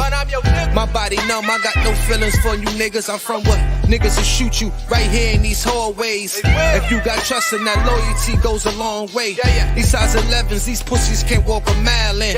They hit my cousin with life and he's still smiling. I've been shot, I was left with a zipper on my stomach, nigga. You know these streets ain't never loved me. I've been stabbed, I've been left with a zipper on my stomach, nigga. You know the streets ain't never loved me. I've been locked, I got charged for some shit I didn't do, nigga. You know these streets ain't never loved me. Caught a case, went upstate, fuck the Jakes, nigga. Yeah, you know these streets ain't never loved me. Streets ain't never loved me since my brother died. My mother cried. Tears in my eyes bleed red. Ain't no love inside. Streets left me dolly. My foreign, they left it holy. Dawn was in that passenger seat when they tried to fold me. Remind me of my gun. That was real shit. This real spit. Rocks I was selling was smacking them. Call it Will Smith. I ain't never told and never folded under pressure. Yeah, the Neek was in that ambulance with me. He was on that stretcher.